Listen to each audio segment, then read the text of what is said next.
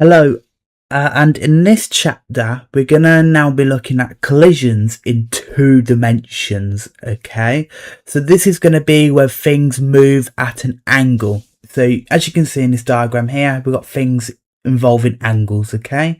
So that creates 2 different dimensions. We've got vertically and horizontally, so up and down and left and right, okay? So we're gonna be extending our work with 1D collisions into now 2D.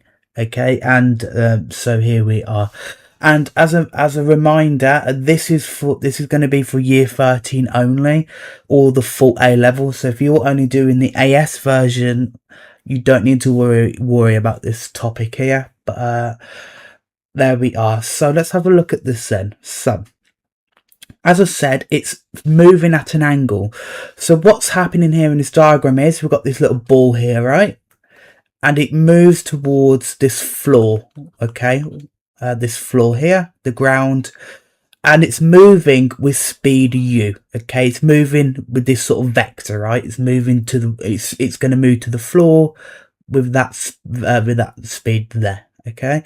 And it hits the floor at an angle alpha. Okay, and then after it's going to bounce off the floor, then it rebounds off the floor with this speed v. Okay, it's going to change speed as it hits the floor, and that's going to leave with an angle beta. Okay, so the idea is before the collision it hits the floor at an angle alpha, then afterwards it bounces off the floor at a speed at an angle beta, and so that creates different speeds, right?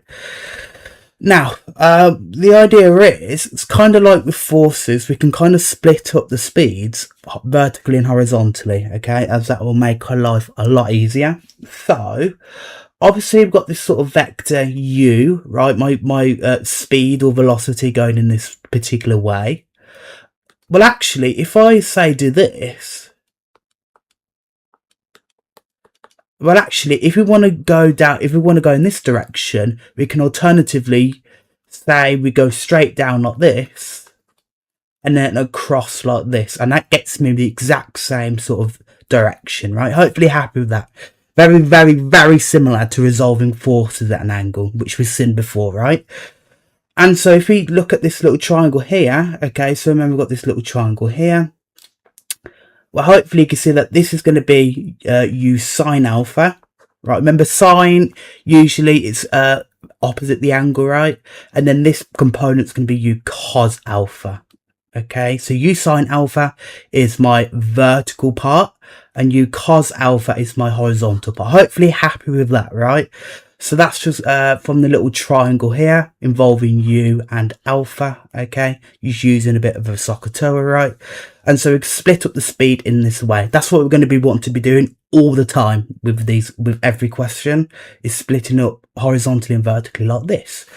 We can then do the exact same thing for the speed afterwards. So if I do this in a different color, okay, well, it now bounces off the floor with this different speed v going in this direction.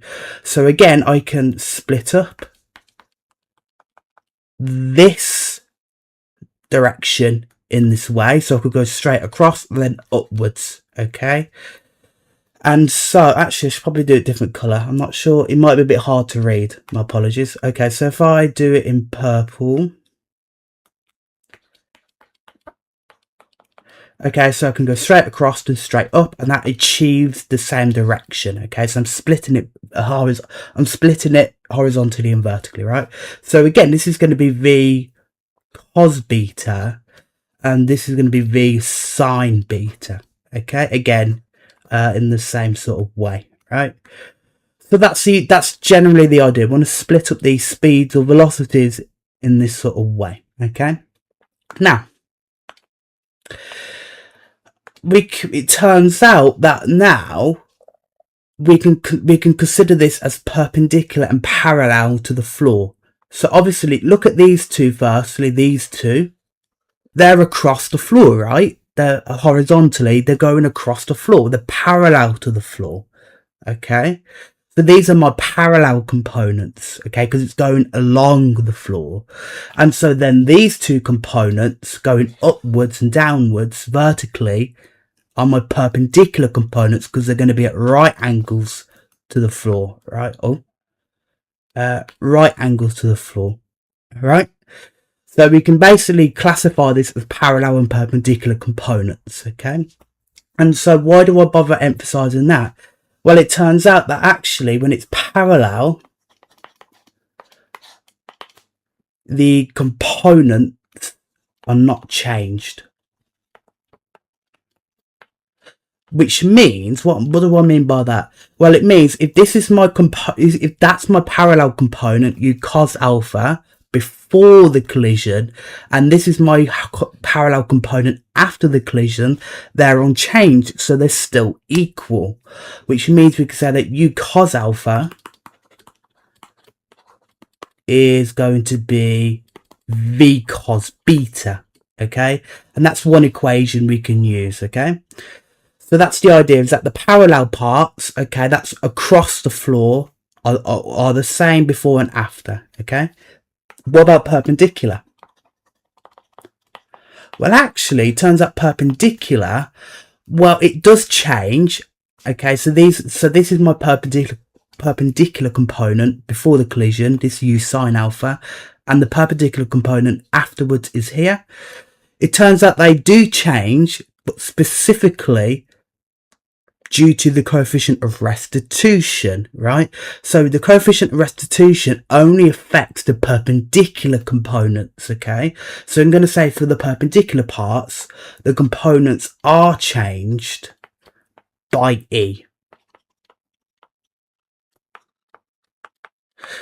And so if you remember from chapter 4, that essentially we saw that E was the speed afterwards divided by the speed before, right? So that means, well, the speed afterwards, well, the perpendicular part is v sine beta. So v sine beta, that's going to equal, no, sorry. Then if I divide it by the component before the collision, so the perpendicular part is u sine alpha, right? That's going to equal E. And actually, we can then just times across to say that v sine beta is eu sine alpha, okay? And that's my second equation, okay? So if I now rewrite this first one here, just to bring it down here, we're going to be using these two equations all the time, okay, in this section, okay? So this is sort of the derivation, the idea behind these equations, right? It's kind of like how in the chapter 4, when we looked at 1D collisions, we always use momentum. We always use momentum and restitution to get two equations, simultaneous equations. It's the exact same idea here. But these are the two equations we're going to get in this scenario here, okay? So there we are, okay? And so that's for all my speed. So I'm going to get rid of all this now, okay? What we can also look at is impulse, okay? So you can see impulse is included here. Now, again, impulse is always perpendicular to the surface, okay? I'll make a note of it here.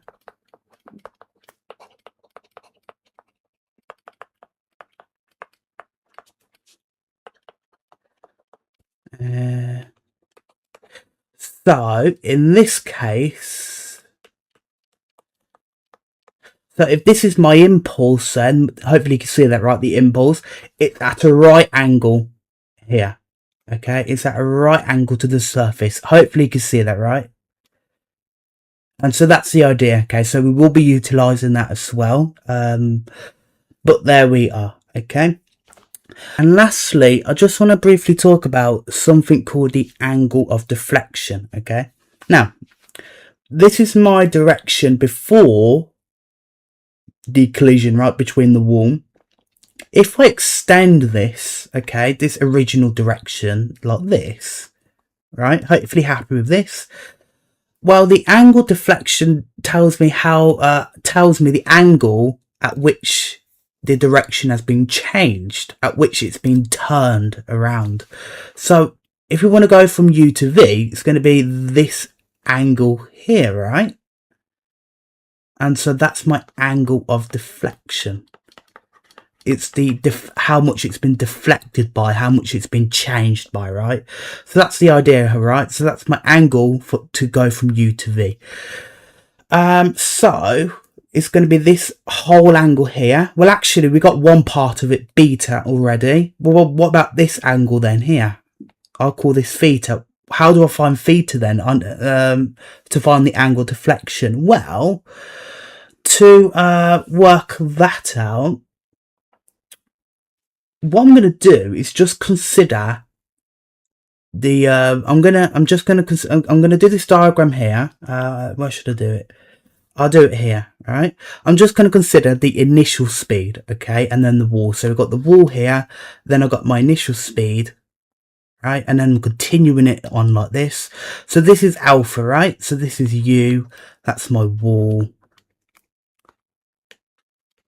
So I've just copied the diagram out for U, for the initial speed U and the wall, okay? But we want this angle here, theta.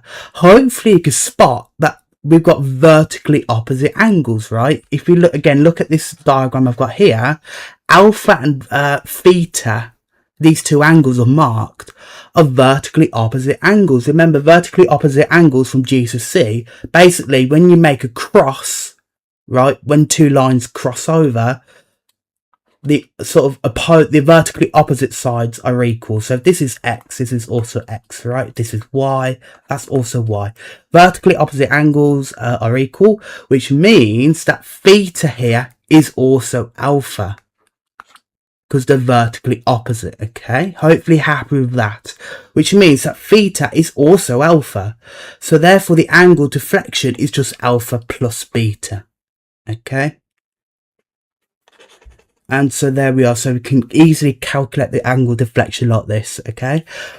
But as I said, it's generally just a very good idea to just extend the direction to help you clearly see the angle you're working with, okay? But there we are, okay?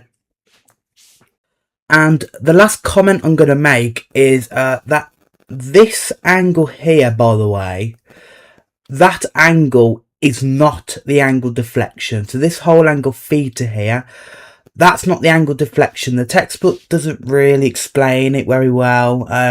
It's quite a bit misleading, but that's not the angle deflection, because this angle is actually 180, take away alpha, take away beta, because obviously these are angles on the line, right? So they have to add up to 180.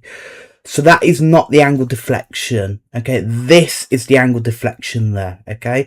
So to help you visualize where the angle deflection is, you should extend the velocity, and then you can see it in the way we've done it there, okay? But I want to clarify very clearly that this angle is not the angle deflection, okay? So if you're confused about that, that's not what that means, okay? Okay, so we've got this question here first. I actually made this question. I think it was a good idea to just make a question that breaks the process down before we look at a full-on question, right? But let's have a look at this. So we're told a smooth sphere collides with a smooth horizontal floor, but we've also I've given you a diagram here, right? So we've got this sphere that hits the floor. Before the collision, the sphere moves with speed 6, then rebounds with speed v, and then it's giving me some angles, okay? All of this is in the diagram, right? So I don't really need to say that. Also, E is a third here, the coefficient of restitution, okay? I'll make a note of that. So it says, firstly, by considering the parallel and perpendicular components for the speeds, we need to get these two equations here, okay? So remember, we mentioned that we should get these two equations here, okay? Always, right? These two equations.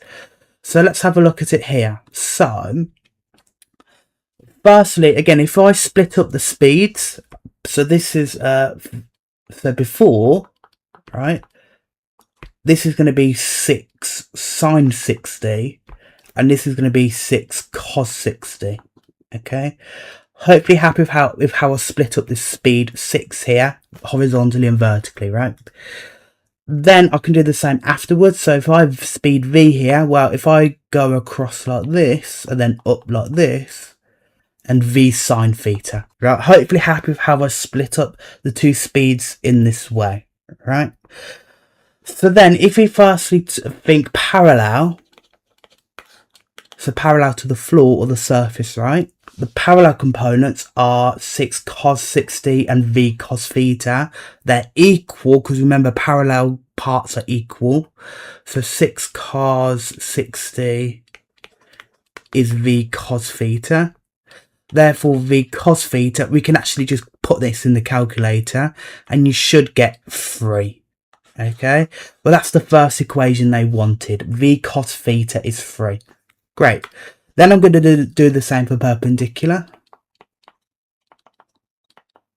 So now perpendicular, well, the perpendicular part, v sine theta, okay, is going to be e lots of the speed before. Now the perpendicular part before is 6 sine 60. And so then we can simplify all this. So v sine theta is going to be e, which was a third, times 6 sine 60. If we work that out, you should get 3 root 3. And so you just get v sine theta to be root 3. And that's my second equation there. And so we got the two equations they wanted. Okay, so hopefully happy with that. Okay. So then we now need to solve these effectively to find v and theta. Okay, so if I bring this, if I bring these two here,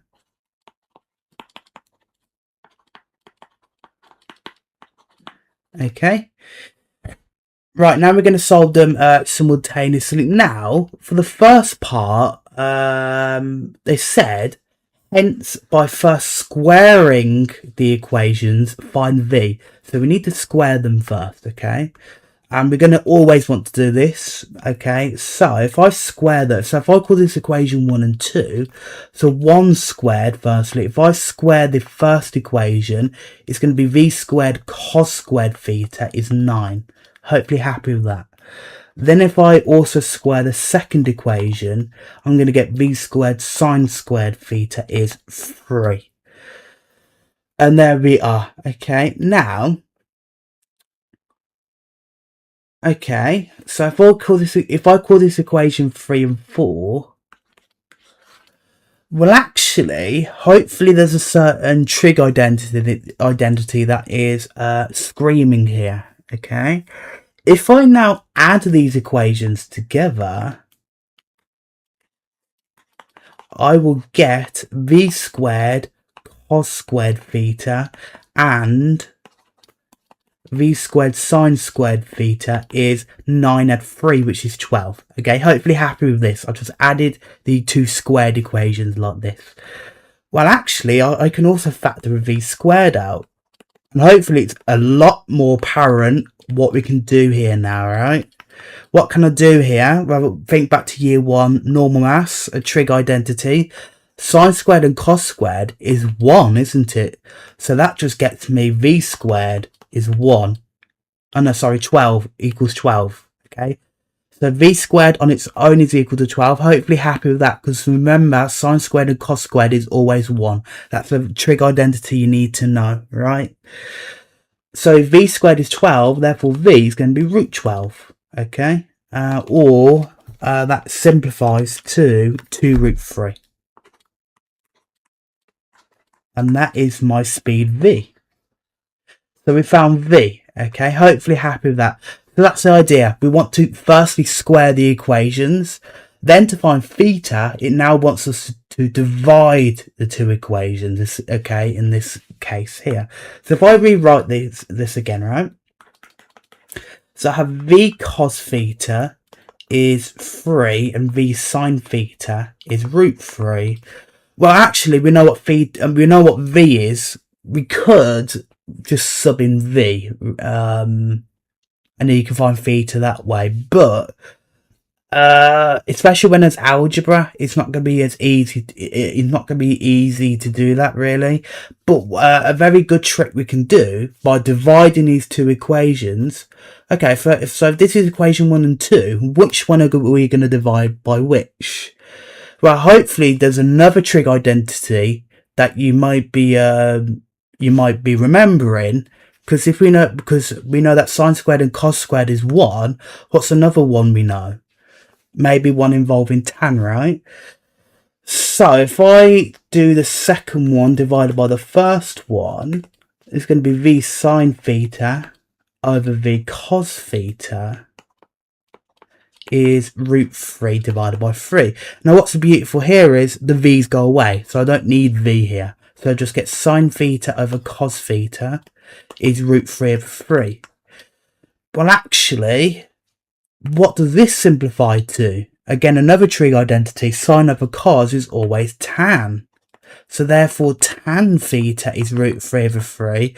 And now it's a lot easier to solve with just theta, okay? So therefore theta, if I just do inverse of that now, inverse tan of root 3 over 3,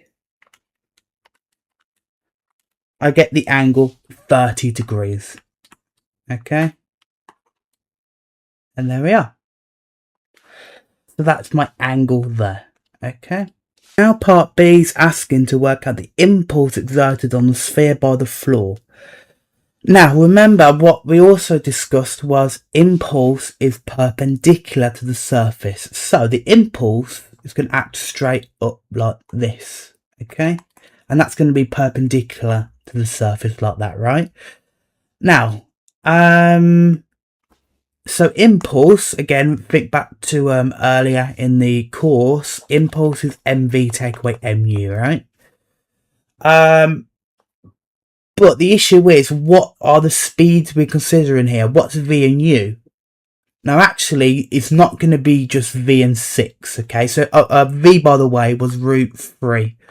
So if I just call this root 3, so the speeds for the impulse are not going to be root 3 and 6, okay? Why? Because they're not perpendicular. But what is perpendicular? What speeds are perpendicular? It's going to be these speeds vertically, right? So it's going to be 6 sine 60 here, and 6 and then root 3 sine theta here, okay? So for the if I want to work out the impulse, because impulse acts perpendicular, therefore I need the perpendicular speeds, okay? So I do not consider just the speed 6 here. I need the vertical part. I need the perpendicular part. So impulse is going to be m lots of well, for v, so my final speed that's perpendicular is root 3 sine theta.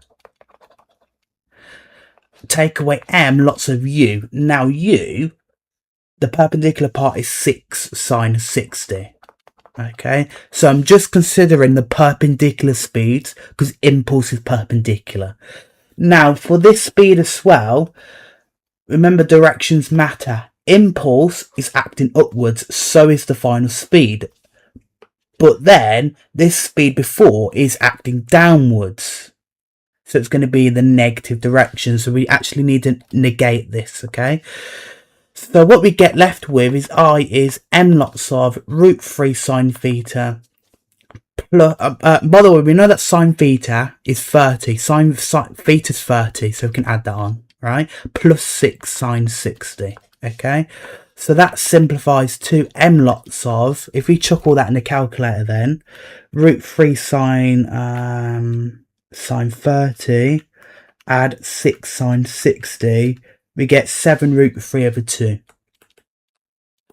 And there we are. Now, I didn't include the mass. My apologies. Let's just say the mass is 1. Okay, let's keep it very simple. Actually, no, I'm going to call it 2. Okay, let's say the mass is 2. So 2 lots of 7 root 3 over 2, which just goes to 7 root 3. And that is my impulse. Okay, there we are. So that's the key idea. Remember, impulse is perpendicular, so we need to consider the perpendicular speeds when we use the impulse formula. Okay, but hopefully happy with that. Okay, and also pay attention to the directions. Upwards we're going to take as positive, and then downwards is like the negative direction, so we need to negate the negative, the speed going downwards. Okay, but there we are. Okay, then in part C, it wants me to find the angle deflection. Okay, so if I get rid of all this again, so remember the angle deflection is how much the direction is changing by, the angle it's being changed by. So again, to really help see this, let me extend this initial speed here. Okay. And also remember that this angle between here and the wall and the floor, sorry, is also 60. It matches this. Okay, remember they're vertically opposite angles.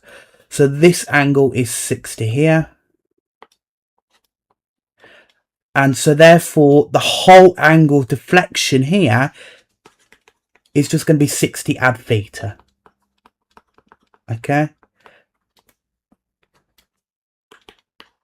But remember, theta is 30. So we just get, actually, it's 90 degrees, okay? The angle deflection is 90 degrees there. That's how much the direction is being turned by after it bounces off the wall, off the floor, sorry. But there we are. And now we've got this question here. So it's a lot less structured, right? But it's going to be the same sort of thing. So here we're told a smooth sphere S is moving on a smooth horizontal plane with speed u when it collides with a smooth fixed vertical wall. At the instant of collision, the direction of motion makes an angle 60 with the wall. Coefficient restitution is a quarter.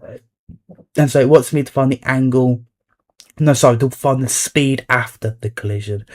Okay, so of course we're going to want to draw a diagram. So what's happening here? Now actually we're told it hits a vertical wall. So it's not going to be a horizontal surface, it's going to be a vertical one. So it's going to be a vertical wall like that.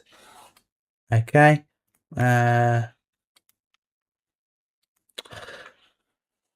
Something like that, right? If I can make it straight as I can, but there we are. So we're told that it's going to hit the wall with speed u. Okay, so it's going to go towards the wall like this. Okay, with speed u. Okay, and the angle it makes with the wall is 60. So this angle before it hits the wall is 60 degrees there, and then it's going to rebound off the wall. Okay, let's say it rebounds like this.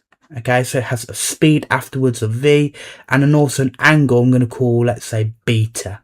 Okay, so there we are. So that again, that's the main idea, is that we have a speed and an angle. Okay, it makes with the surface. Right, so we're going to apply our usual stuff. So remember that firstly, the parallel part. Again, if I was to split this up. Okay, so this is going to be u sine 60, and this is going to be u cos 60. And then afterwards, again, we're going to have v cos beta, and then upwards of v sine beta. So I'm literally just splitting up the speeds into vertical and horizontal parts like that. Okay, so firstly the parallel parts, that go along the wall, well, this part goes along the wall, right? U cos 60, that's going to equal the other part afterwards of v cos beta here. Okay, and that's my first equation. Then I can also say the same for the perpendicular part, but then we need to factor in e as well. So perpendicular, well, v sine beta, okay, is going to be e lots of the original speed u sine 60. So u sine 60 here, and there we are. So if I just simplify these equations now, at this point it's just algebra, right? So we've got the two equations. Okay, there we are. So that means that v cos beta, well, v cos beta is going to be u cos 60, but cos 60 is a half, so it's going to be half u, and that's my first equation. Likewise, v sine beta is going to be e, which was a quarter, right? So it's going to be a quarter times u sine 60, which is going to be root 3 over 2. Actually, I'll do it here. Let me break it down. So it's going to be a quarter times u times sine 60, which is root 3 over 2. That will simplify to root 3 over 8 lots of u. Okay, so there we are. Hopefully happy with that. So root 3 over 8u here. And there we are. Okay, so now I've got these two equations. Again, I'm going to solve them. Now, in this particular way, because we've got a trig involved, the way we want to solve this is firstly, let's say we square them. So if I add the squared part, the squared equation, sorry. So if I square each equation and add them, I'm going to get v squared cos squared beta. Cos squared beta. Add v squared sine squared beta. It's going to be a half u all squared, add root 3 over 8u all squared. Now it's a bit of algebra here. It's going to be a bit fiddly, but literally don't panic about it. Let's just do it step by step. Well, firstly, I can factor out a v squared quite nicely.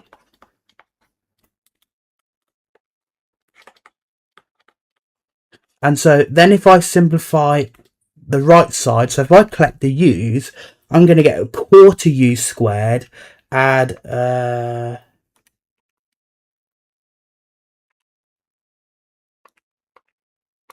hang on,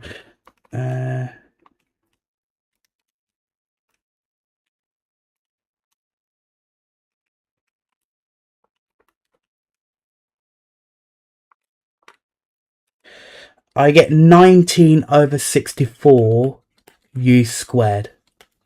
Okay, if I simplify all of that, okay, make sure you're happy with that. But there we are. Well, actually, again, this just goes to 1, right? So then we just left with v squared is just 19 over 64 u squared. Therefore, if I root that, I get v to be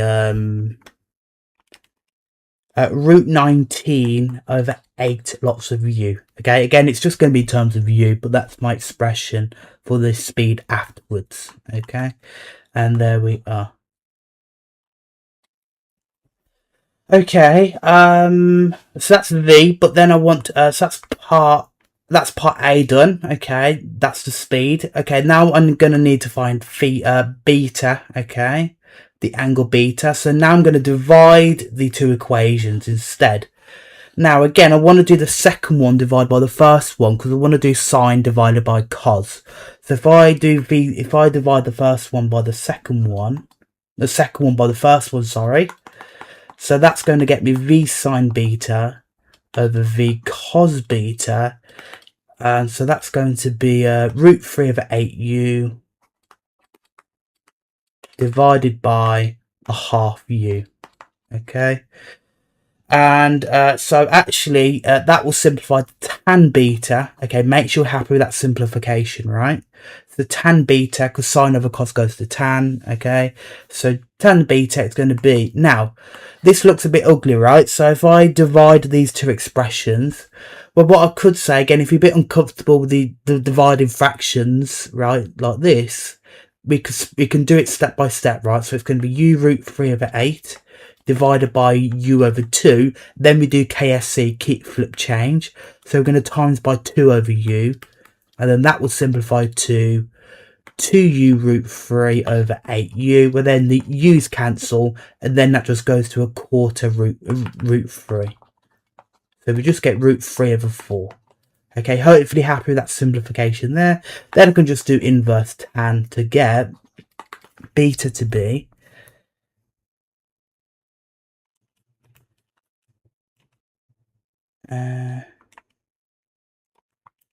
23.41 degrees to 2 decimal places, right?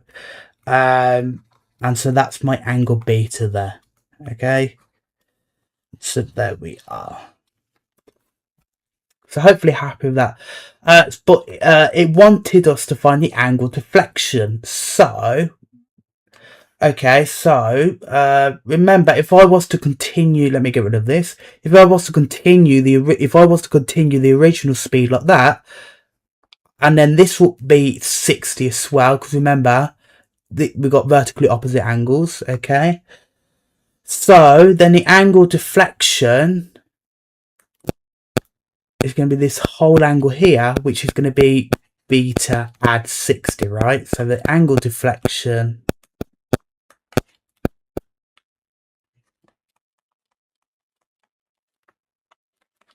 is going to be beta add 60, but we know what beta is.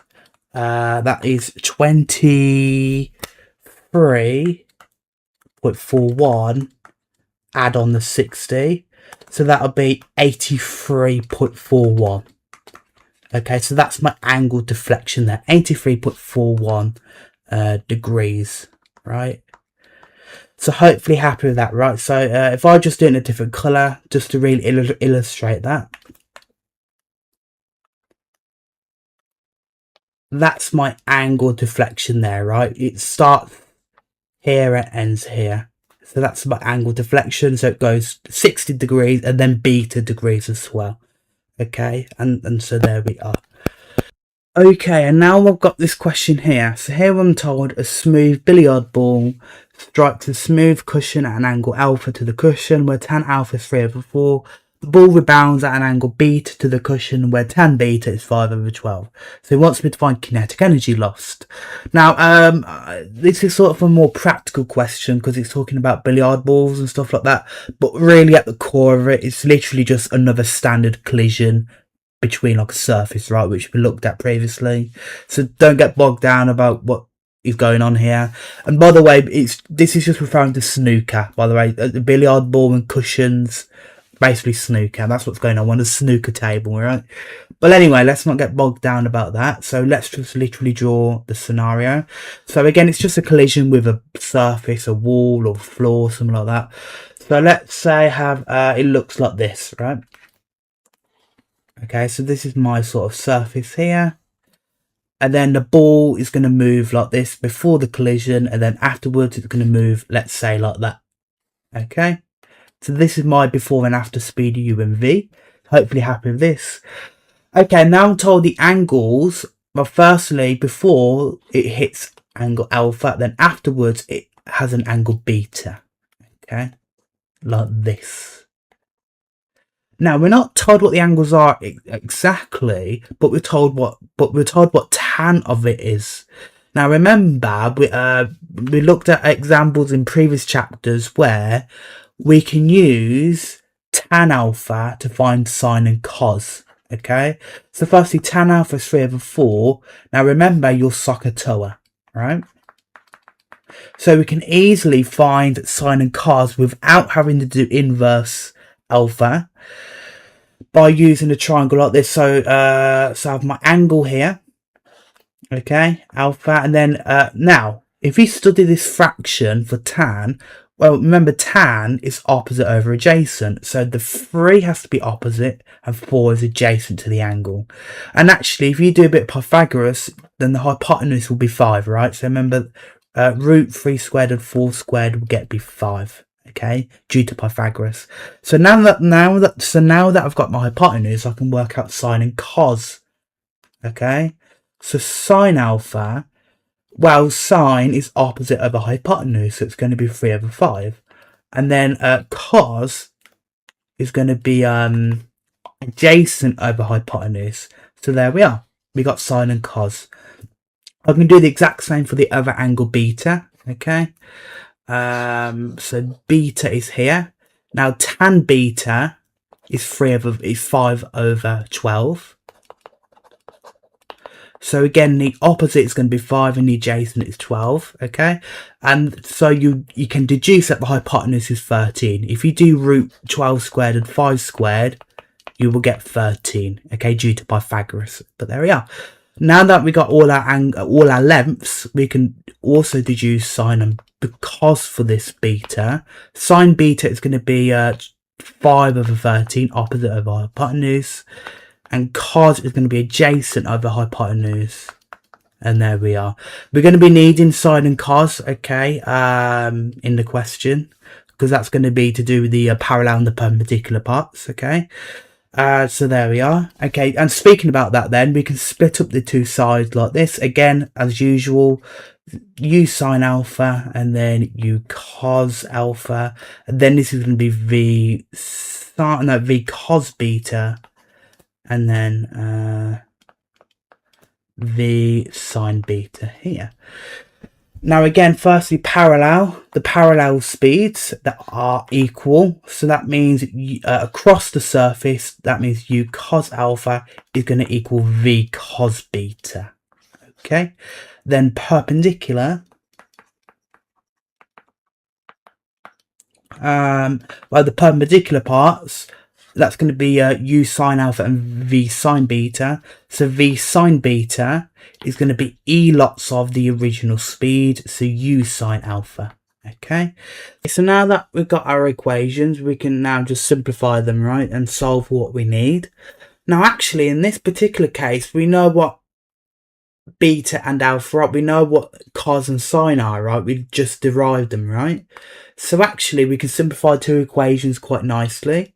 So we could say for the first one, u lots of cos alpha, but we know that cos alpha is 4 over 5. So u lots of 4 over 5 is going to be v lots of cos beta. Now cos beta is 12 over 13. Okay, hopefully happy with that. So this simplifies to 12 over 13 v is going to be 4 over 5 u. Then I can divide by 12 over 13. So I can actually directly easily solve for v here. And so I get 13 over 15 u. Okay, and there we are. That is v there. I can also then do the same for the second equation. So now v, which is now 13 over 15 u, and then sine beta. Now sine beta is 5 over 13, right? That's going to equal e lots of u sine alpha. Now sine alpha again is 3 over 5. So there we are. So we can actually solve for e here. So if we simplify all of this, okay, well firstly 13 over 15 u times 5 over 13 gets me a third u. That's going to equal 3/5 u lots of e. Therefore e, if I just divide by 3 over 5 u, okay, well actually if we work that out, e is just going to be 5 over 9. And there we are. That's e there. And actually, we've actually done part B before part A actually here. Now part A wants me to work out the fraction of the kinetic energy lost. So we need to consider the loss in kinetic energy. Now remember from chapter 4 when we looked at 1D collisions, the loss in kinetic energy in a collision is the kinetic energy before take away the kinetic energy after. Very standard equation, right? So now we need to work out the kinetic energies before and after. Now, kinetic energy before the collision, well, the speed before the collision is u, right? Is u. And the mass, again, we're not told any masses either, so it's literally just going to be a half mu squared, right? And then the kinetic energy afterwards is going to be a half of mass m, and the speed afterwards is 13 over 15 u. So we're going to square that, and so we can square that, and so this will simplify to 169 over 450 u squared. No, sorry, mu squared. And so there we are. Okay. So therefore, the loss in kinetic energy is just going to be half mu squared. Take away 169 over 450 mu squared. Okay. Now I can simplify this. I can factor out a half mu squared. Right, so that's going to be 1 take away. Now, if I factor a half out of 169 over 450, I want to do 169 over 450 divided by a half. So that's going to be 169 over 225 after we pulled out a factor of a half, right? That made sense because if we were to then multiply a half by this fraction here, I should get back 169 over 450, okay? But hopefully happy with that factorisation. I can then simplify this even further, okay? And so if I do 1 take away 169 over 225, I get 56 over 225, okay? And that's my answer there. But that's not what they wanted. They wanted me to find the fraction of the kinetic energy lost, okay? So the fraction of the loss in kinetic energy, okay, is going to be, well, it's going to be the loss in kinetic energy over the total energy we originally had, right? So it's going to be the kinetic energy before. Because remember, we lose kinetic energy after a collision. So the energy we had totally before is going to be my my total kinetic energy. And so there we are. So now we're just subbing these values in. Half mu squared of 56 over 225 divided by half mu squared. That's my kinetic energy before the collision. And so actually it simplifies quite nicely because the half mu squareds cancel to get 56 over 225, okay? And there we are. And actually, if you wanted to, you could convert this as a percentage just to really help visualize it, right? So if I times this by 100, you should get 24.89%. So this is telling me how much kinetic energy I've lost as a percentage, right? So I lose roughly 25%. So the kinetic energy I have remaining is 75% thereabouts, right? So it's not the worst collision in the world, right? I still maintain most of my energy, right? But that's what this is. That's what this result is saying, okay? But there we are. Okay, and also this makes sense because remember, my speed afterwards is 13 over 15 knots of u. So the speed hasn't changed that much, right? It hasn't gone down that much from u to 13 over 15 knots of u. So I don't expect to lose a lot of kinetic energy anyway. But there we are. Now I've got this question here. So here I'm told a small smooth ball is falling vertically. The ball strikes a smooth plane which is inclined at an angle alpha to the horizontal, where tan alpha is a half. Immediately before striking the plane, the ball has speed 5. Coefficient restitution is a half from the speed of the ball afterwards. Okay, so it's a slightly different question here. Now the angle it's referring to here, angle alpha, that is not the angle the ball is making, okay? That's the angle of the surface, the plane. So the plane is at an angle, so it is a slope. So it's very, very similar to problems we've seen before in previous chapters, right? Where the surface is at an angle like this, okay? And there we are. So there we are. Now, what I'm told here is we've got a ball that is falling vertically. So if I have my ball here, let's say, it's just going to drop straight down like this. It's going to fall vertically downwards, okay? So that's going to be my speed before. Now that the speed before is 5, so it's going to be 5 here. And then afterwards, if you can imagine, after it rebounds off this surface, it's going to look a bit perhaps like this, right? And so that's going to be my after speed v, okay, in that sort of direction there. So hopefully happy with that then. Now what about the angles? Well, actually the angles of the speeds, well, again, we're going to do the same idea of splitting things perpendicular and parallel to the surface. So it's going to look a bit like this, right? So we're going to go downwards and then across the surface like this, okay? And there we are. And then for V, it's going to go across and then up like this, and there we are. So hopefully happy with that. Now, what about the angles? Well, actually, it turns out that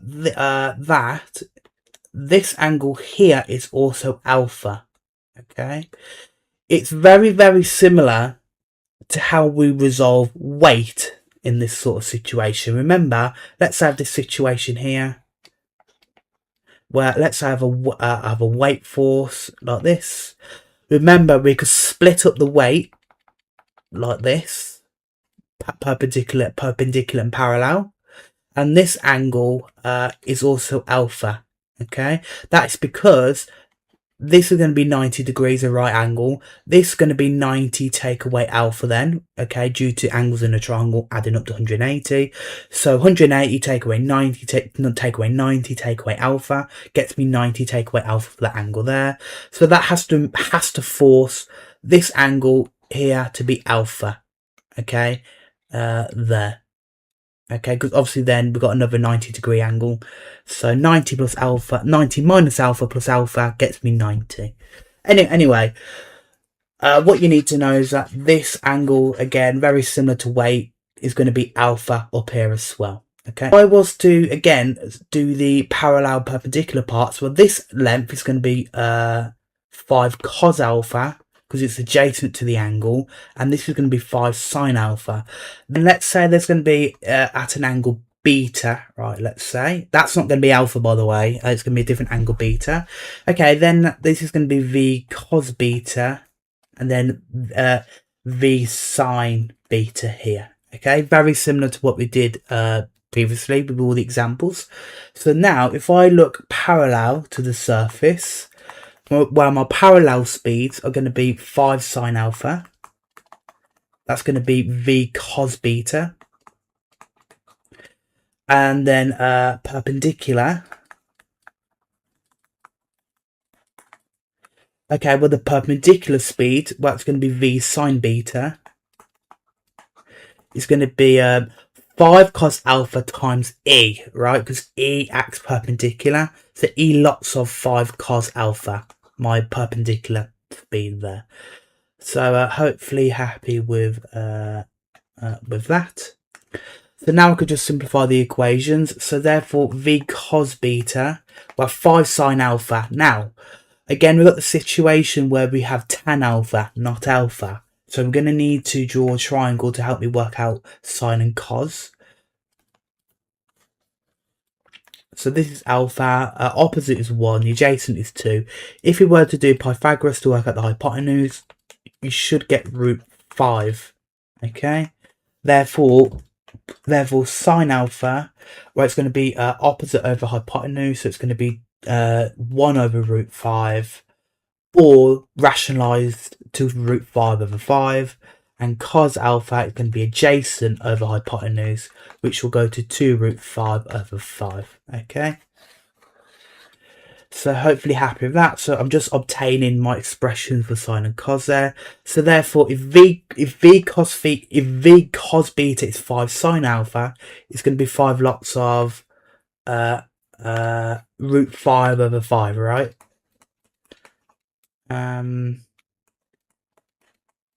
And so that will simplify to root 5, okay? And that's my first equation. And then if I also then simplify the second one here, well, v sine beta is going to be e. Now, e, we're told, is a half, okay? So it's going to be half lots of 5 cos alpha. Now, cos alpha is 2 root 5 over 5.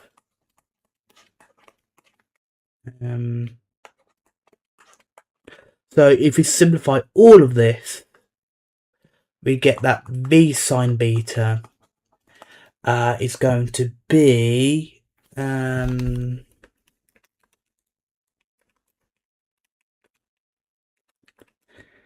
root 5 as well. Okay, there we are. So we've got these two equations. Now, they only want me to find the speed of the ball. Okay, So we just need to find v. So I can actually square these two equations to find v.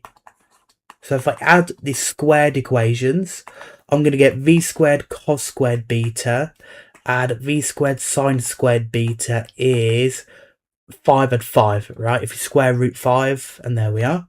So that means v squared. Now, what I've done there was, actually I'll do it here. V squared of sine squared beta and cos squared beta is 10. Then I can set this to 1. Okay, this is equal to 1. It's my trig identity, right? So v squared is 10, which means v is just going to be root 10. And there we are. That is my speed there. Okay. Now I've got this question here. So here I'm told a small smooth ball of mass 750 grams falling vertically. The ball strikes a smooth plane inclined at an angle 45. Immediately before striking the plane, the ball is speed 5 root 2. Coefficient restitution is a half, and so it wants me firstly to again find the speed afterwards. So again, it's pretty much the same scenario where the plane or the surface is at an angle. So we've got a situation like this, okay, and it's at an angle 45, okay, and the ball is falling vertically down. So again, it's going to look like this. So it's going to move straight down like this. And the speed is 5 root 2 here. Okay, 5 root 2. Then afterwards, let's say it's going to bounce off like this. I'm going to call that v then, right? Now, if I now resolve the perpendicular and parallel parts, so this is my perpendicular part, then parallel like that. And then for v, again, that is going to go across the surface and upwards like this. Okay, so that's my parallel part and that's my perpendicular part, right? Hopefully happy with that. So now this is going to be 45 as well, right? Okay, actually let me make it a bit clearer. So 45 there. Okay, so that means this side here is going to be 5 root 2 cos 45 because it's adjacent to the angle. And this is going to be 5 root 2 sine 45. Then for the speed afterwards, this is going to be, if I call this beta, let's say, this is going to be v cos beta, and this is going to be v sine beta, okay? Again, make sure you're happy with that, right? The vertical and horizontal parts, the parallel and perpendicular parts, and how I resolved it there. So hopefully happy with all of that. So at this point, again, it's just equations now. So firstly, my parallel part. My parallel part afterwards is v cos beta.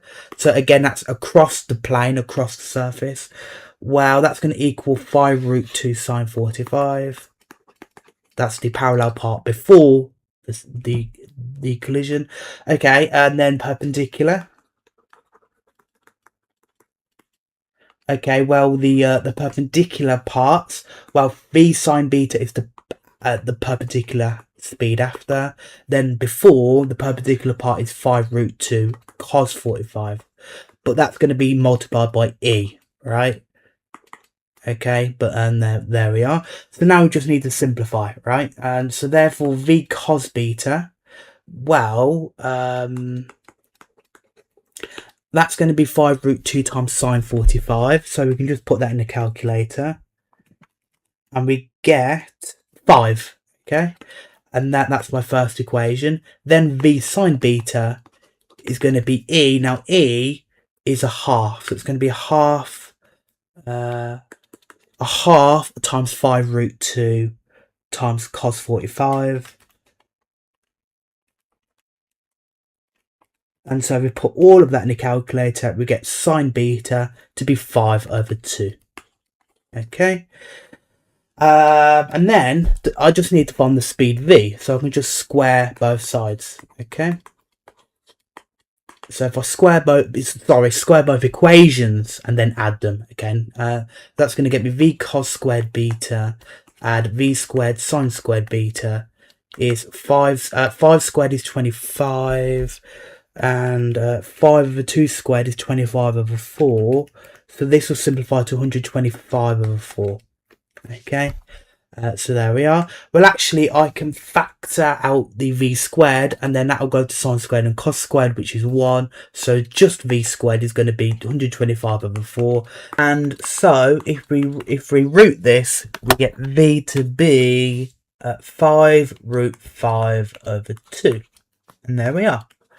And so as a decimal, that will be 5.59 to 3 significant figures. Okay, and that is my speed there. Part B, it says to find the magnitude of the impulse. Okay, now remember, impulse is perpendicular, so the impulse is going to be acting, if I get rid of this, it's going to be acting straight up like this, perpendicular. Okay, so that means impulse again is mv take away mu. Okay, well in this case, I is going to be m lots of the mass. Firstly, the mass. We're told the mass is 750 grams. Now that has to be in kilograms, so that's going to be 0.75 kg. So we need to use standard units here. So that has to go to 0.75 kilograms. Okay. Anyway, so we have impulse to be 0.75 lots of the final speed. Now, because impulse is again perpendicular, we need the perpendicular parts of the speeds. So afterwards, it's going to be v sine beta. Okay.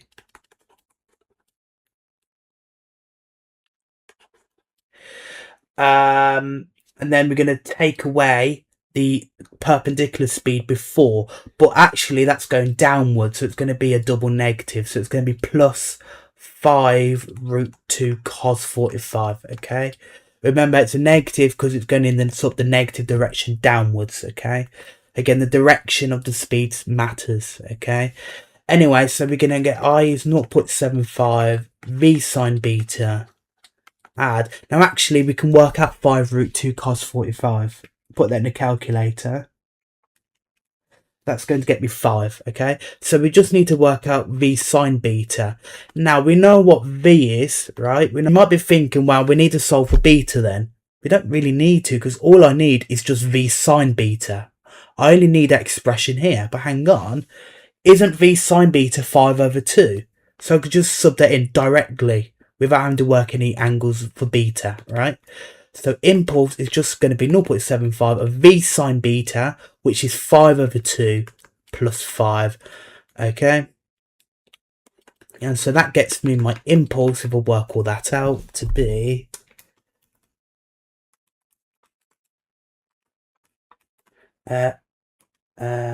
45 over 8. Okay, and that is my impulse there. Okay, so I'm hopefully happy with that.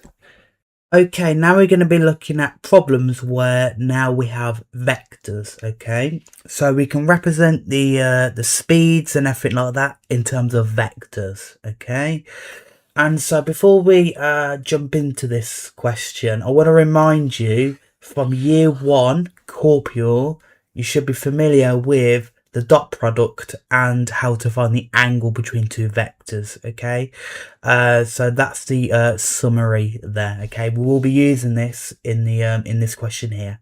Okay, so let's have a look. So here we're told a small smooth ball of mass 2 is moving in the xy plane and collides with a smooth fixed vertical wall which contains the y-axis.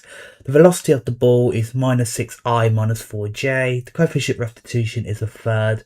Firstly, we need to find the velocity of the ball after the impact. Okay, so the question sounds a bit weird. It's talking about an xy plane, it's talking about a y-axis, but don't get bogged down by that, don't freak out. It's just fluff, really. The main detail really to focus on is that we're told that there's a vertical wall. So we've got a wall that's vertical, so it's going to look a bit like that. Okay, so just a vertical line like that. I'm going to call that my wall. Okay, hopefully happy with that. Okay, what I'm also told is the velocity before is minus 6i minus 4j. I'm going to call that u. Okay, so u is going to be minus 6 minus 4 as a column like this. Hopefully happy with that. And so remember, think back to GCSE or normal maths. What this vector looks like is it's saying we're going to go 6 to the left. So 6 to the left, then 4 down like that. Okay. So my vector overall is going to look like that, and that's going to be what U looks like. So it's going to hit the wall with that sort of vector then. Okay. So that's going to be U. Okay. Then it's going to rebound off the wall.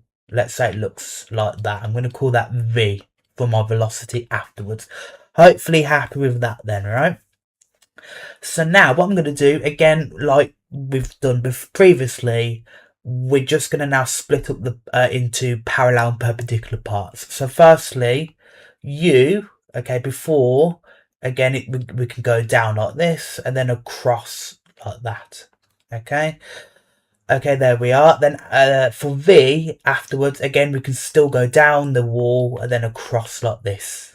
Okay, again, hopefully happy how I've split up the two velocities there. Okay, then I'm going to label my parts. Now, again, as I discussed, for U, it looks like this, right? So we're going to go 6 across and then 4 down like that. Okay, then V, I'm going to call the parts A and B. So we're going to go A down and then B across like that. Okay, so A and B are my parallel and perpendicular parts there. Hopefully happy with how I split up the velocities like that. Okay, now at this point we are going to consider the parallel and perpendicular parts like we usually do, right? But that we just looked at. So firstly, the parallel parts. Okay. Now, the key thing is, again, because we're dealing with vectors, direction matters. So, if we equate the parallel parts, which is 4 and A, again, hopefully you can see they're both parallel, they're along the wall. They're both going downwards, so it's actually going to be A is minus 4, okay, because A is negative, okay, because A is going downwards, so A is negative 4. Then perpendicular. Okay, so the perpendicular parts then, that's going to be B, is going to be E lots of the original perpendicular part, so it's going to be E times 6.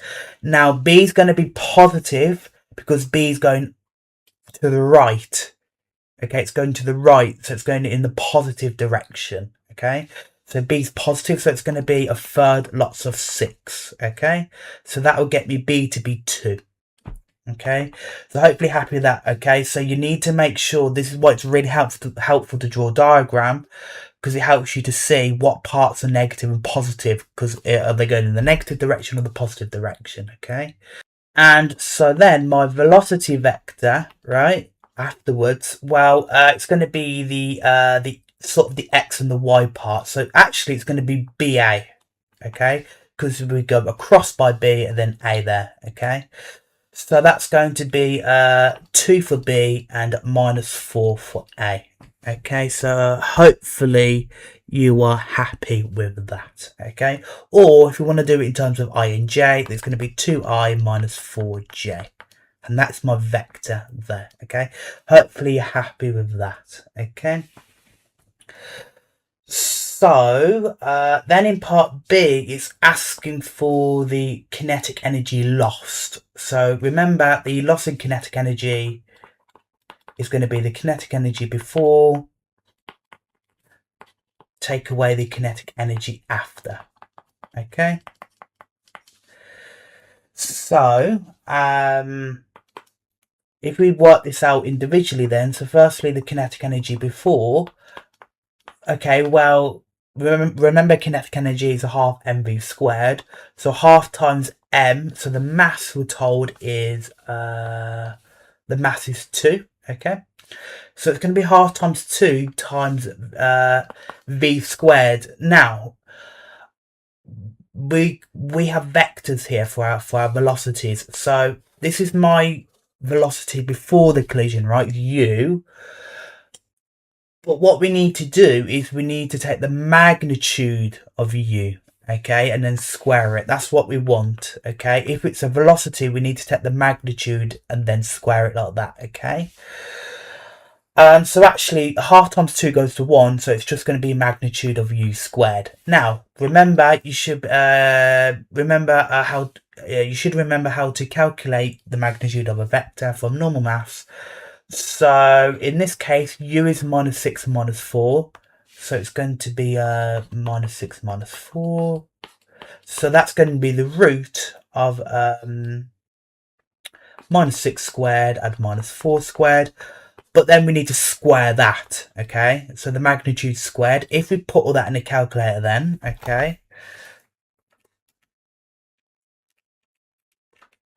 That's going to be 52, okay? So that's my kinetic energy beforehand, okay? Then I can similarly work out the kinetic energy afterwards, right? So again, that's going to be half mv squared. Well, it's going to be half times 2 for the mass. Now the velocity afterwards is this v, right? So it's going to be v, which is 2 minus 4. So it's going to be the magnitude of v squared. Well, again, that just goes to magnitude of v squared. But v was 2 minus 4. So we need to find the magnitude of that and square it, okay? Again, then that's then going to be the root of 2 squared and minus 4 squared. And then we need to square that, which is 20 joules. Okay, therefore my loss in kinetic energy overall, that's going to be the kinetic energy before, which is 52, take away afterwards of 20, so I get 32 joules of kinetic energy lost there. Okay, and for part C now, it's asking for the angle deflection of the ball. Now if I just redraw this diagram right here, okay, if I redraw it to help you see clearly what the angle deflection is going to be. So this is my wall, right? So initially the vector was u, which looked like this. And then we had v like that, right? Now the angle deflection, again, if I was to extend and continue on the original vector, the original velocity like this, okay, well, as we discussed previously, the angle deflection is how much I've changed the direction by, the angle at which I change. So it's going to be, again, this whole angle here. That's going to be my angle of deflection, right?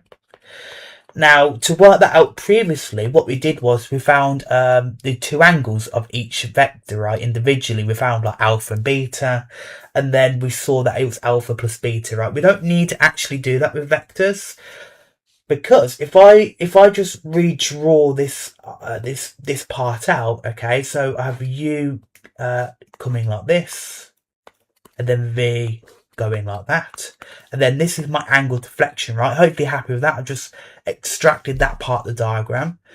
This is my angle of deflection theta. Well, hang on, what we've got here is two vectors and then an angle in between. Well, we need to work out the angle between vectors u and v, but we know how to do that from corpuscle, right? We know that the angle between two vectors is cos theta is the u dot v over the magnitude of u and the magnitude of v, like that, okay? You should be familiar with that formula and how to calculate angles between vectors from corpuscle, okay? And so there we are. Again, remember, the recap is here, okay? So you should be familiar with this from year 1 corpuscle. So we can use the information here to work out the angle deflection. And so really, we're just going to substitute u and v in now, right? We're going to be using this formula to work out theta, the angle deflection. So again, here u was, if I go back, my initial velocity was minus 6 minus 4.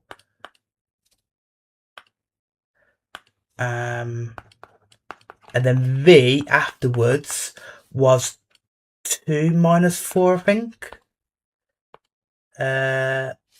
Yes, 2 minus 4. So that's my two velocities. So therefore, if I just calculate the angle between them now, using this formula, well, we're going to do the dot product. So minus 6 minus 4 dotted with 2 minus 4 over the magnitude of both of them, right?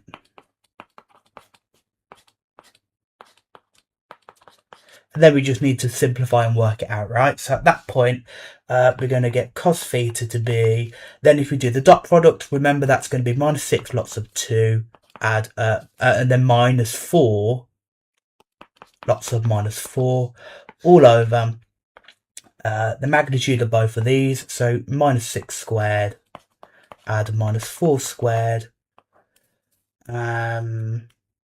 times by the root of 2 squared, add minus 4 squared. And so put all of that in a calculator.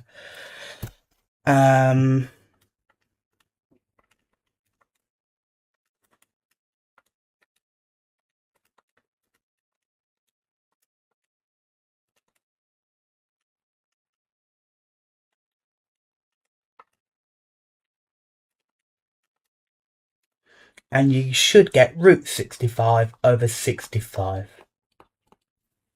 Okay. And therefore then we're gonna do inverse cos of that. So then we just get theta to be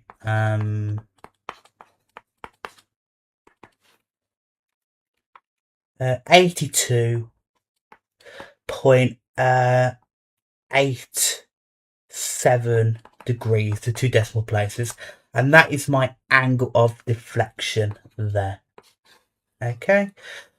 So there we are. So again, it's quite nice in a way with vectors. We don't need to faff about finding different angles to different vectors. We just can use the angle, this formula here, this straightforward formula to work out the angle deflection in one go. Okay, so so there we are. So again, make sure you're comfortable and you're brushed up on your year 1 vectors knowledge there. Okay. Now we've got this question here. So here we're told a small smooth ball of mass 1 is moving in the xy plane and collides with a smooth fixed vertical wall which contains the x-axis. The velocity of the ball before the impact is 3i and 6j. Coefficient restitution is a third. And firstly, we need to find the speed of the ball after the impact. Notice it says speed, not velocity. But we'll come to that. Okay, now again, the first thing is we want to sort of draw a simple diagram, right, as we've been doing so far. Now again, he looks a bit weird. Again, we're told xy plane and the vertical wall is the x-axis. Okay, again, we're told it's a vertical wall, but actually we're told it has the x-axis. So remember, the x-axis is a horizontal line like this. Okay, so actually it's going to look horizontal. Okay, I don't know why it says with a vertical wall then, because it's a horizontal thing, but there we are. Okay, so if it contains the x-axis, it basically looks like the x-axis. So it's a line like, it's a horizontal line like that. Okay, so then the vector before u is 3i and 6j, so 3, 6 like this. So again, if you were to draw that out, that is saying we're going to go 3 to the right and then 6 up. Okay, so 3 up, 3 to the right and 6 up. Okay, so my vector u is going to look like that. So actually it's going to hit the wall something like this. Okay, so there we are. And then afterwards it's going to rebound off the wall. It will look something like that. Okay, so that's going to be my vector v there. Okay, so hopefully happy with that. And then we're going to split it into parallel and perpendicular parts. So for u, firstly, we're going to go up like this and then across the wall like that. Okay, then for v, again, we're going to go across like this and down like that. Okay. Okay, so again for u, we go 6 up and then 3 across. Okay, remember it looks a bit like this. Okay, so there we are. So hopefully happy with that. And then for v, again, I'm going to call it a and b, so we go across by a and then down by b. Okay, so those are my 2 components there for v. So v is going to be ab. Okay, because we're going to go a to the right and then b down. Okay, so there we are. So then at that point, again, at that point, it's quite simple. We're just going to consider the parallel and perpendicular parts. So firstly, the parallel parts are equal. So 3 has to equal A, okay? And A is going to be positive because it's going forwards, right to the right, okay? So that's positive. Then perpendicular. Well, perpendicular, the perpendicular parts, well, B, okay? Well, actually, B is going to be negative because B is going down, isn't it? It's going downwards, which is negative. So it's going to be negative E lots of 6. Okay, that's my perpendicular part before. So hopefully happy with that. So it's negative because B is going downwards in the negative direction. And then we need to multiply by E lots of 6. Okay. And so it's going to be minus E, which was a third. So it's going to be a third times 6, which is going to be minus 2. And so there we are. So that means my velocity vector, AB, will go to 3 minus 2. And that's my velocity afterwards there. But remember, they said to find the speed after, not the velocity. So if we got the velocity then, so again, if so V is 3 minus 2. Therefore, the speed is going to be the magnitude, isn't it? And that's going to be 3 squared add minus 2 squared and then rooted. Okay, so if we just chuck that in the calculator, we get root 13. Okay, so that is my speed afterwards. Okay, now that follows quite nicely because part B again is asking for the kinetic energy lost. Okay, so the loss in kinetic energy again is going to be the kinetic energy before, take away the kinetic energy after. Well, the kinetic energy before is going to be half times the mass, which was 1, times the speed before, well, the velocity before is u is 3/6. So we're going to need to magnitude that. So it's going to be magnitude of u squared, which should be a half times 3/6 magnitude squared. Then that's going to be a half times root 3 squared at 6 squared. And then rooted, and then we square again. Okay. So if we work all that out,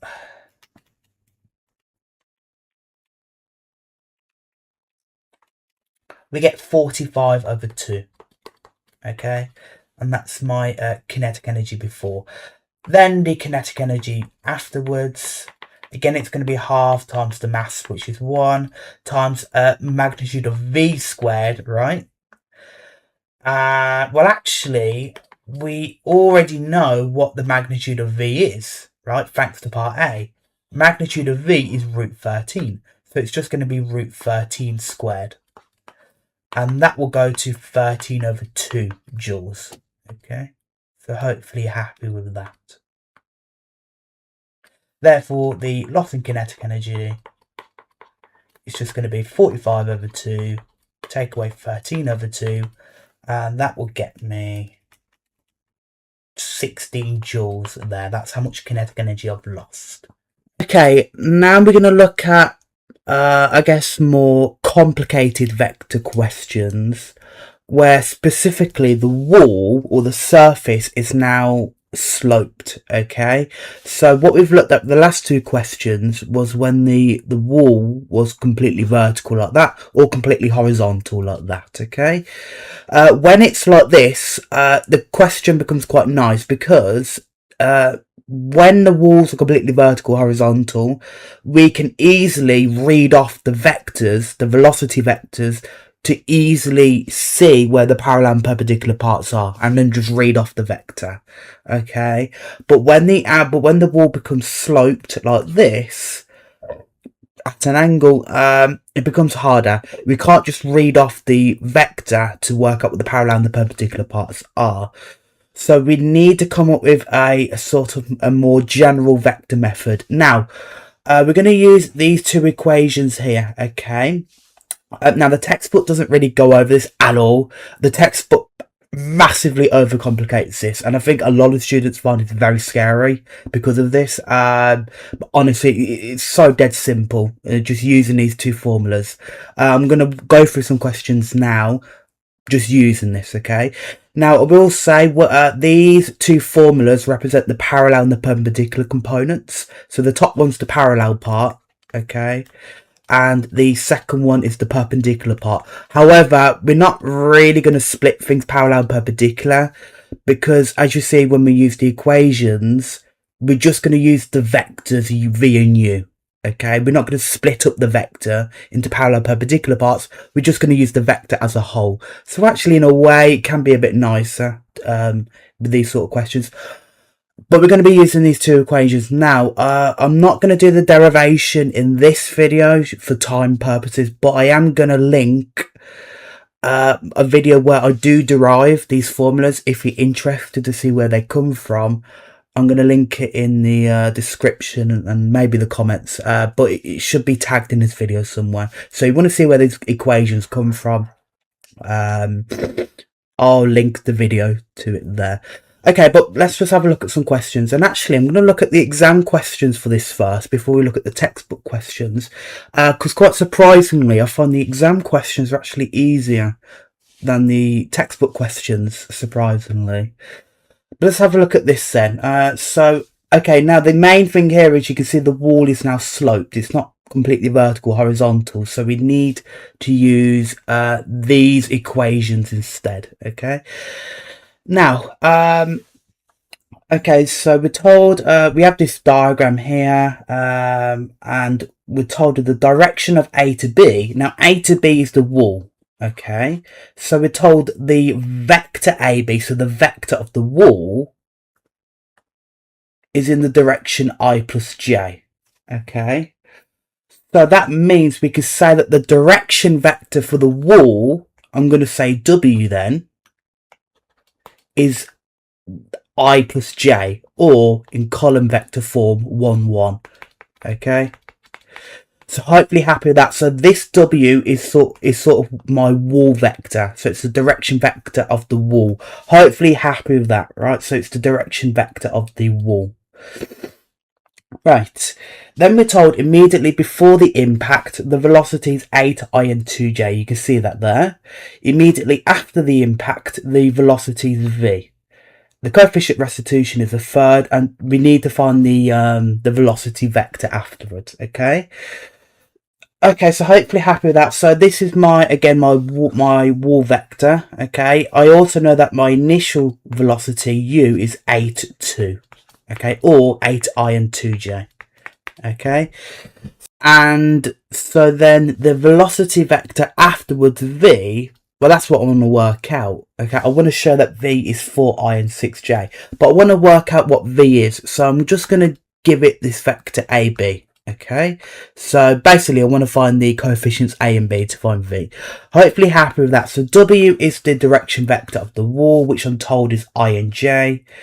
And u and v are just my standard velocity vectors. Okay, hopefully happy up to here. Okay, now before we can go ahead and apply these two equations, then you'll notice the final missing ingredient is the I here.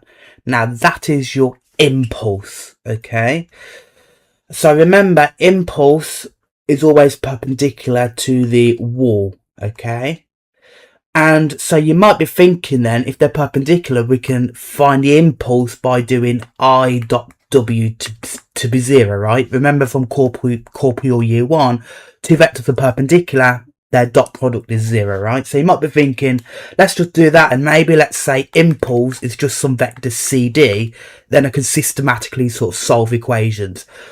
I don't need to do that, okay? I do not need to do that here. Why? Because I don't actually care about what the precise vector for I is. I don't care about the actual impulse vector, okay? I only care about a vector that's parallel or a multiple of the impulse vector. Because look at this, okay? This equation is quite specific. Notice how v and u are standard, but notice how w and I have these arrows above above them. Okay, so I have I with an arrow and W with an arrow. Now that's not saying it's the unit vector, that's saying it's a direction vector.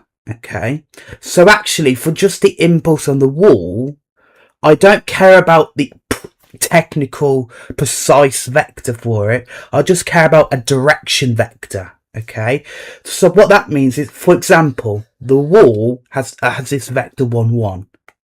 So we could say that W is 1 1, but actually we just care about a direction vector for W. So actually we could also alternatively take W, my vector W, to be 2 2.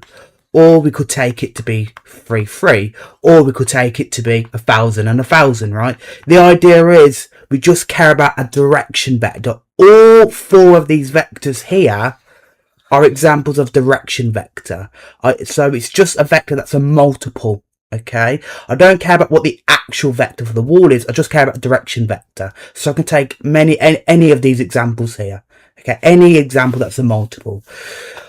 Which means, because we don't care about the precise vector for the impulse or the wall, what we can say is, if we're going to take W to be 1 1,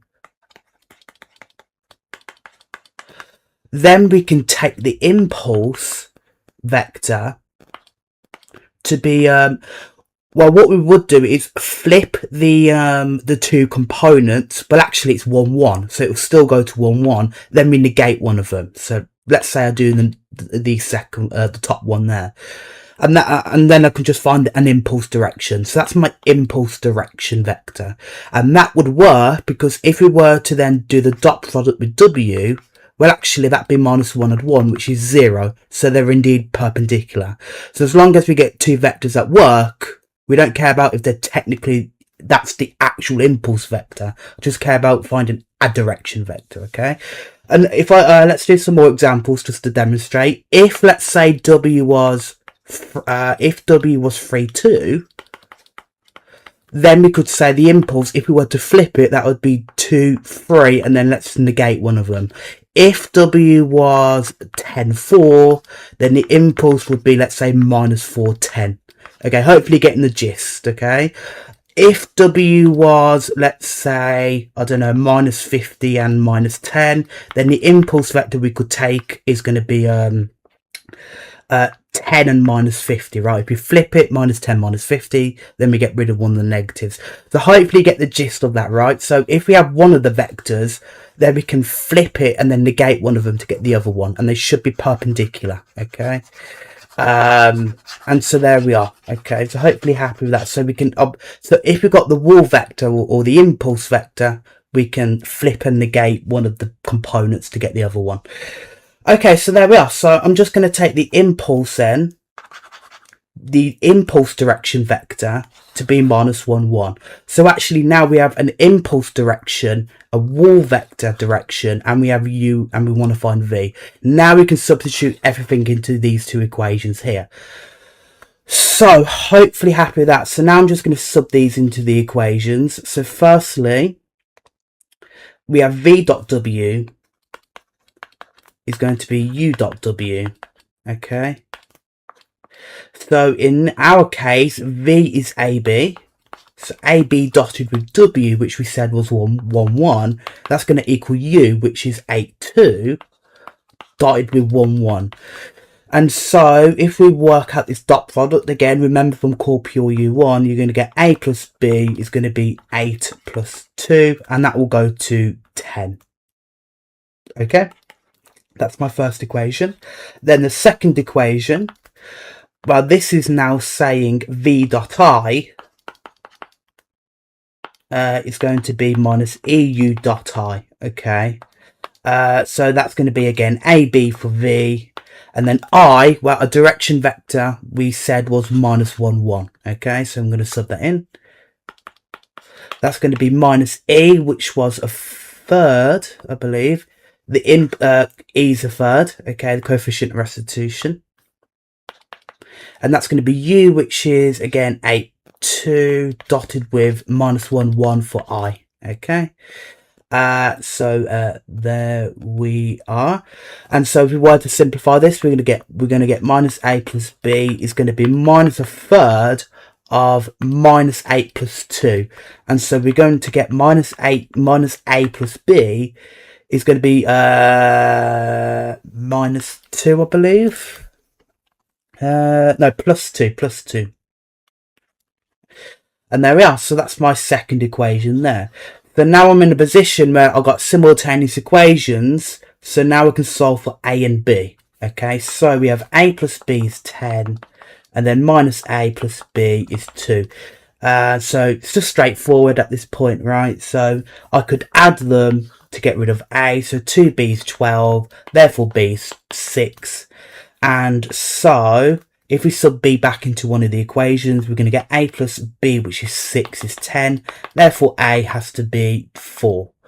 Well, therefore, my velocity vector, which is ab, is actually 4, 6.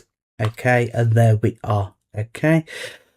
So hopefully happy with that. So there we are. So hopefully happy in particular that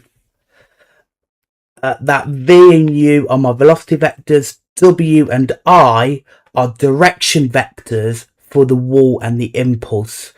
Okay, they're not. It doesn't have to be the actual vector for them. It just has to be a direction vector. So we could take any multiples that we want. So again, if W was 1, 1, we could also take 2, 2, or we could take 3, 3, or anything like that. And then the impulse, we can then reverse the components and then negate one of them. Okay. Anyway, then there we are. Okay, so V is 4i and 6j. Yep, that's 4i and 6j. So great, we've done it. Okay. So there we are. So really, once you get the hang of it, it's just substituting into equations like that, really. But there we are. Then part B then says stuff on the magnitude of the impulse. Now, this is really clearly explains the difference, okay? So it's asking for the impulse, so the actual impulse vector. This was just a direction of the impulse, so it's just one particular direction vector. I want now is asking for the actual impulse. Remember, the actual impulse can be calculated by the formula I is mv take away mu. That will generate the proper impulse vector, right? Right. So let's just use this equation, right? So that means I is going to be m, which the mass is 0.25, okay? So it's going to be 0.25. Lots of v take away u. So the velocity vector v is 4 and 6. Take away u, which is 8 and 2. Then we just simplify. So I is going to be 0.25. Lots of 4 take away 8 is minus 4. 6 take away 2 is 4. And then we multiply by 0.25. We get the impulse to just be minus 1, 1. Okay. But that's the vector for it. It wants the magnitude. So remember, the magnitude is the length. Okay. So it's going to be this formula here. So the magnitude of I is going to be the root of it. So root minus 1 squared of 1 squared. That gets you root 2. And that is my magnitude. Okay.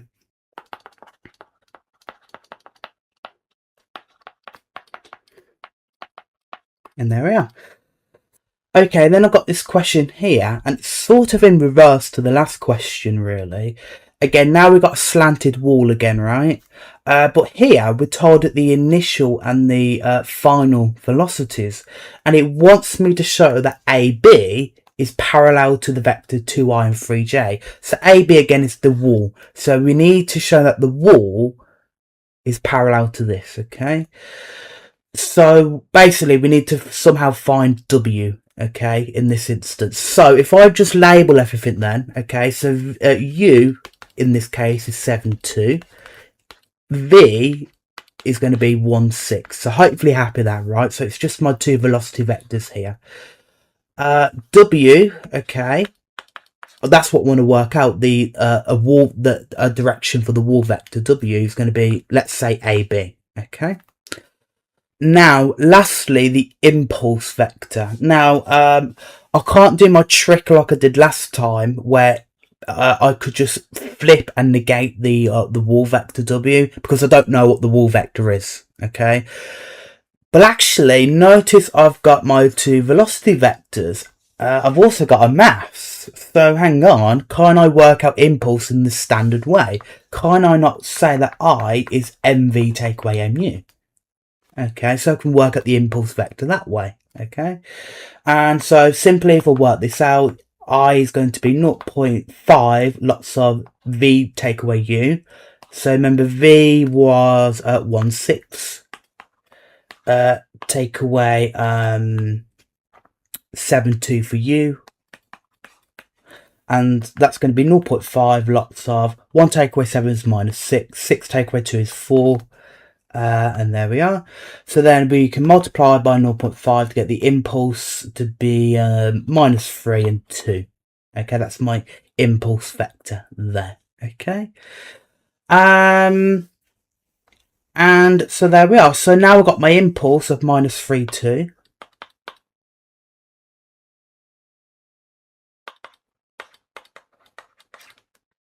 Now, actually, we don't really need to use the equations, actually, because again, now we can use our trick, right? So if we have the impulse vector, and again, we know the impulse is perpendicular to the wall vector, well, then we can do our trick. We can do our trick of flipping the impulse vector. So -3, 2 will flip to 2 -3. And then we can negate one of them, right? So you might think we could do -2, -3. That's perfectly fine. Okay.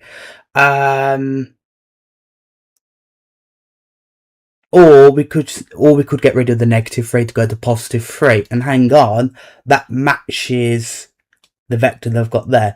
However, that wouldn't be sufficient because we kind of did like a rough trick there. It's perfectly legit. It will give me a direction vector, right? That's all I care about. I want to find a direction vector to show it's parallel. But I need to show it's parallel. So what I need to do more formally now is to take the dot product. And that should confirm they're perpendicular. Okay. And so w dot I, well, that's going to be 2, 3 dotted with -3, 2. Okay. And so in that case, that's going to be 2 lots of -3, add 3 lots of 2. That'll get me -6, that's 6, which indeed is 0. Okay. So therefore, W must be in the direction of 2, 3, as it's perpendicular to the impulse.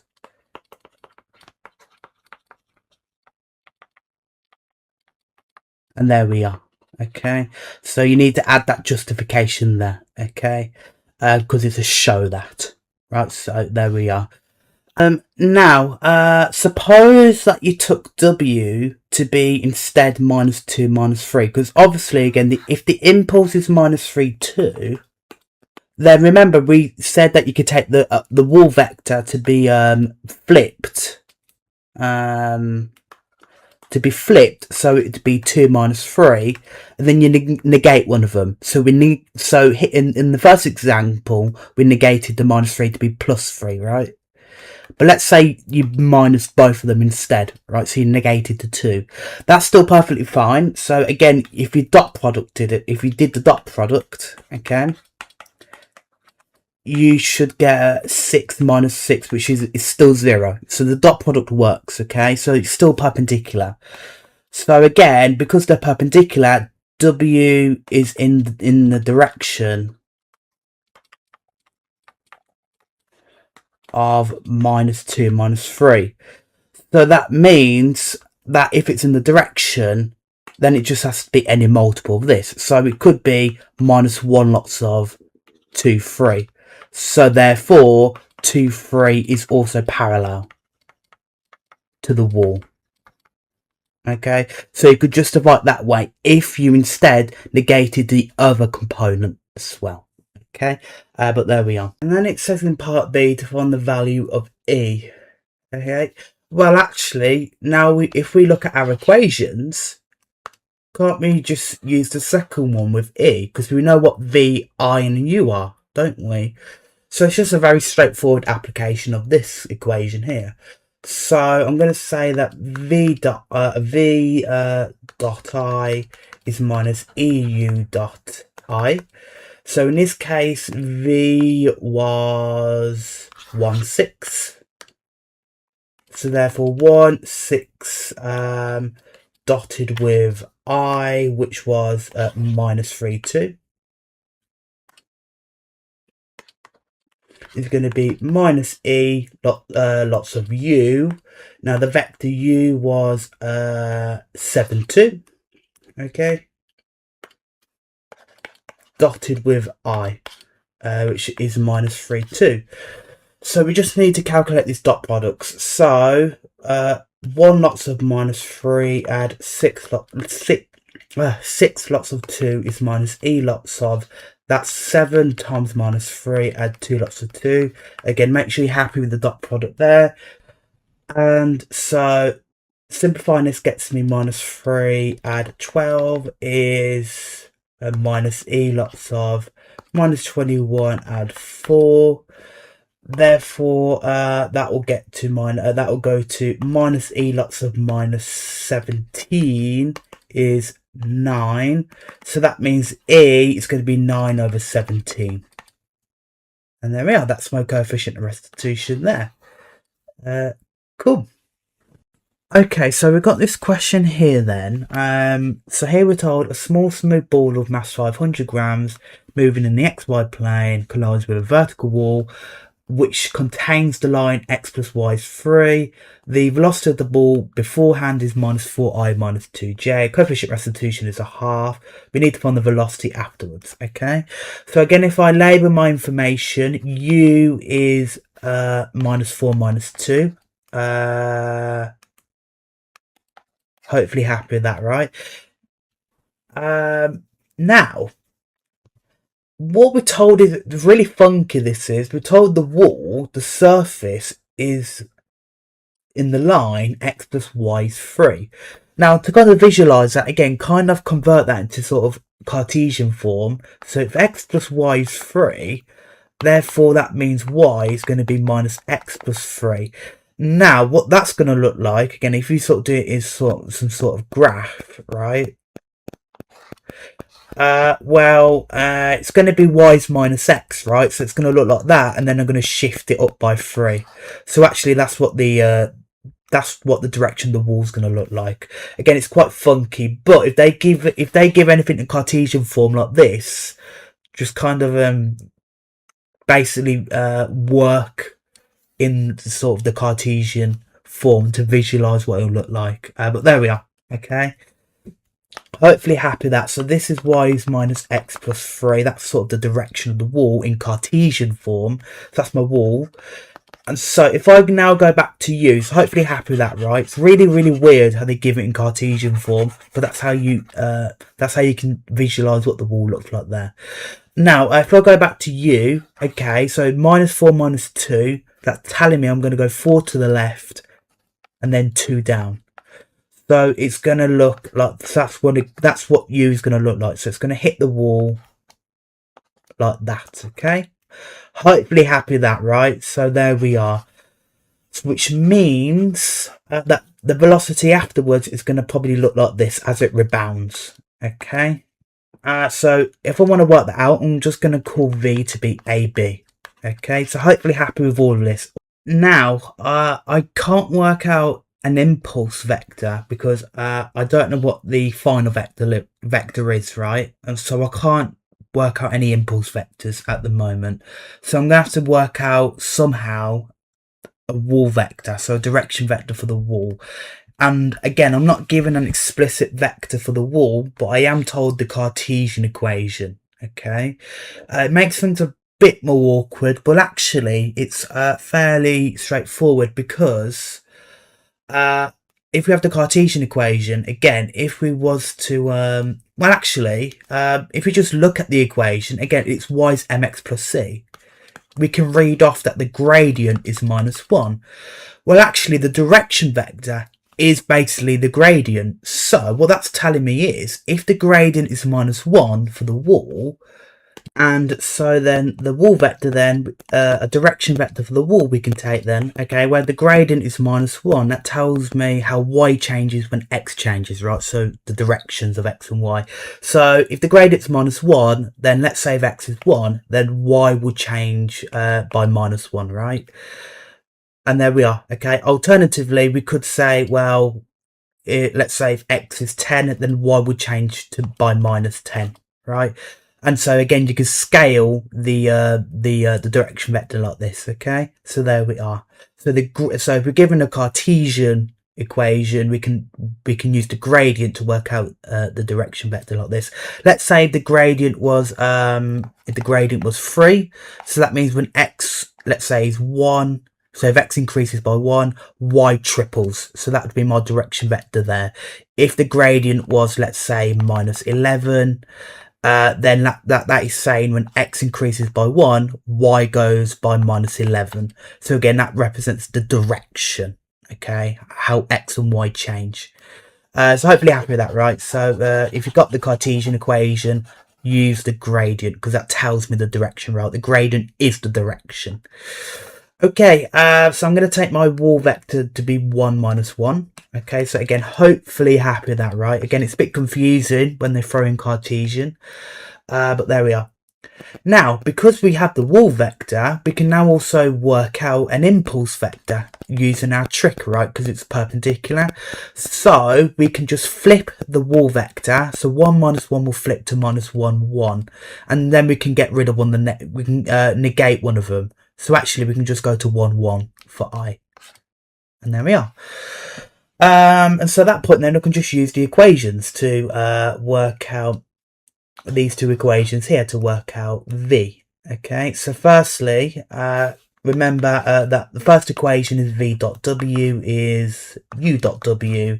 So that means AB for V dot 1 minus 1 for W is going to be -4 minus 2 for U, dotted with 1 minus 1. Simplifying this, we get A minus B is -4 plus 2, and that would go to -2, right? -4 add 2 is -2.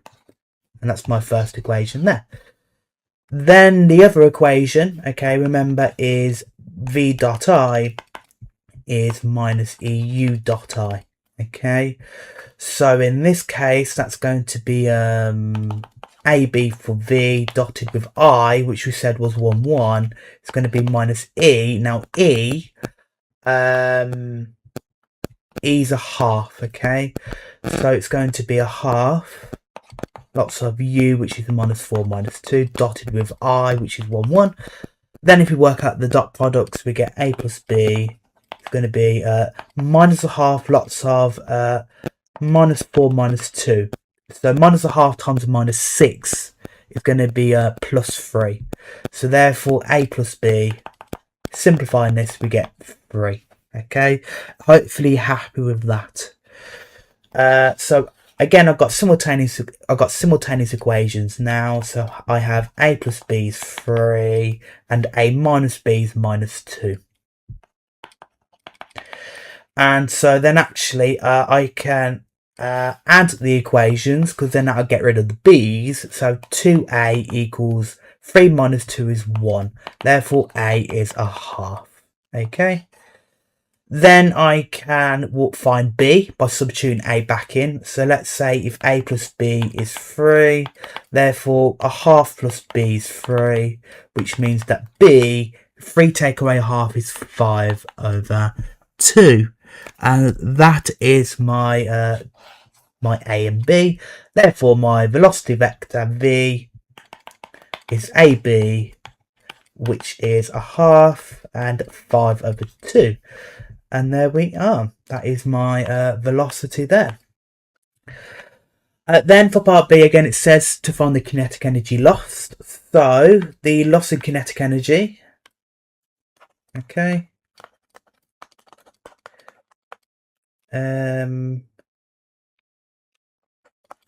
that's going to be okay, well, kinetic energy before, take away kinetic energy afterwards. Okay, remember, when it's strictly collisions, this is my loss in kinetic energy formula. So in this case, again, I'm going to do it all in one go. So it's going to be a half times the mass. The mass is 500 grams, but we need to get it in standard units. That's 0.5 kg. So 0.5 for the mass, okay? Make sure you're careful with your units. Okay, times by the modulus of the original speed. Now, u was -4 -2. So it's going to be -4 -2, and then that'd be squared. Take away then a half, lots of 0.5, and then the modulus of the speed afterwards we've worked out to be a half, and then 5/2. And that'll be squared. So if we work all this out, well, half times 0.5 is 0.25. So it's going to be 0.25 lots of the root of -4 squared and -2 squared, all squared. Then we're going to take away 0.25 lots of root of a half squared, add 5/2 squared, and that will be all squared. If I can have some room here. Okay, so if we just put all of that in the calculator, then we get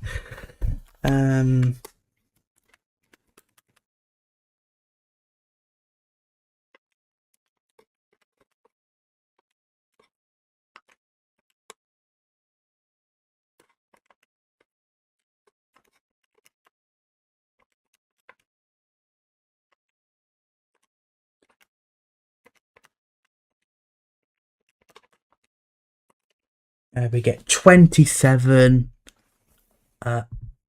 over 8. Okay. And joules, and there we are. By the way, you actually don't need to type in the square root in your calculator, because I'm square rooting, but then I'm squaring a root. So actually, all I really need to do in this example, in this part here, for example, if I'm rooting 4 squared and 2 squared, if I'm rooting it then squaring it again, all I need to do is just put in 4 squared and 2 squared. Okay, so don't make sure you can cut down on your calculator time, but stuff like that. But that's my answer, right? And so there we are. Okay, and then part C is asking for the angle deflection of the ball. Now again, the angle deflection. Okay, if I extend the initial velocity u like this, like that, well, then it's going to be this whole angle here, isn't it? Okay, that's going to be my angle deflection theta. Okay, so, well, actually, it's just going to be the angle between v and u. Okay, hopefully you can see that right. So there we are, and again, it's in the correct way. If I was to if I just draw out the diagram here, so v and then u goes away like that.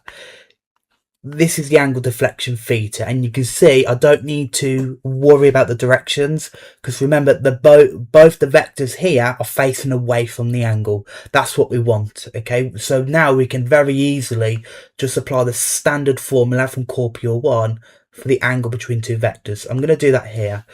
So therefore cos theta, that's going to be u dot v over mod u mod v to get the angle between them, right? Now u is -4 -2, and v was a half and 5/2. Then we're going to multiply their magnitudes.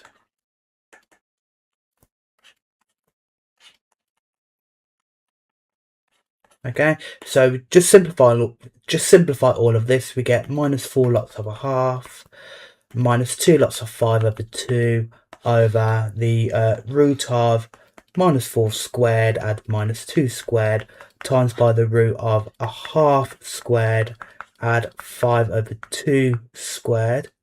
Okay, and so at that point we just need to essentially put all of this in the calculator. Okay,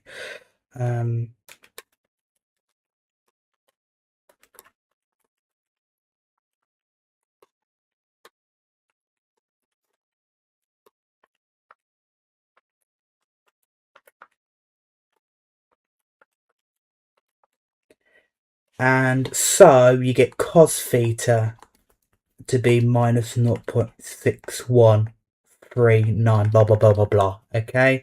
Don't worry about the negative. Okay, that's fine. It just tells me that just tells me it's going to be obtuse. Okay, but don't worry about that. So if I do inverse cos, I get my angle deflection theta. If I do inverse cos of that, I get 127.87 degrees, which is indeed obtuse, and that's my angle deflection there. Okay, and actually that makes sense. Actually, if you just look at my diagram here, it does look like an obtuse angle, doesn't it? So that makes sense with geometrically what we've got. But there we are. Okay, so we've got this final vectors question here.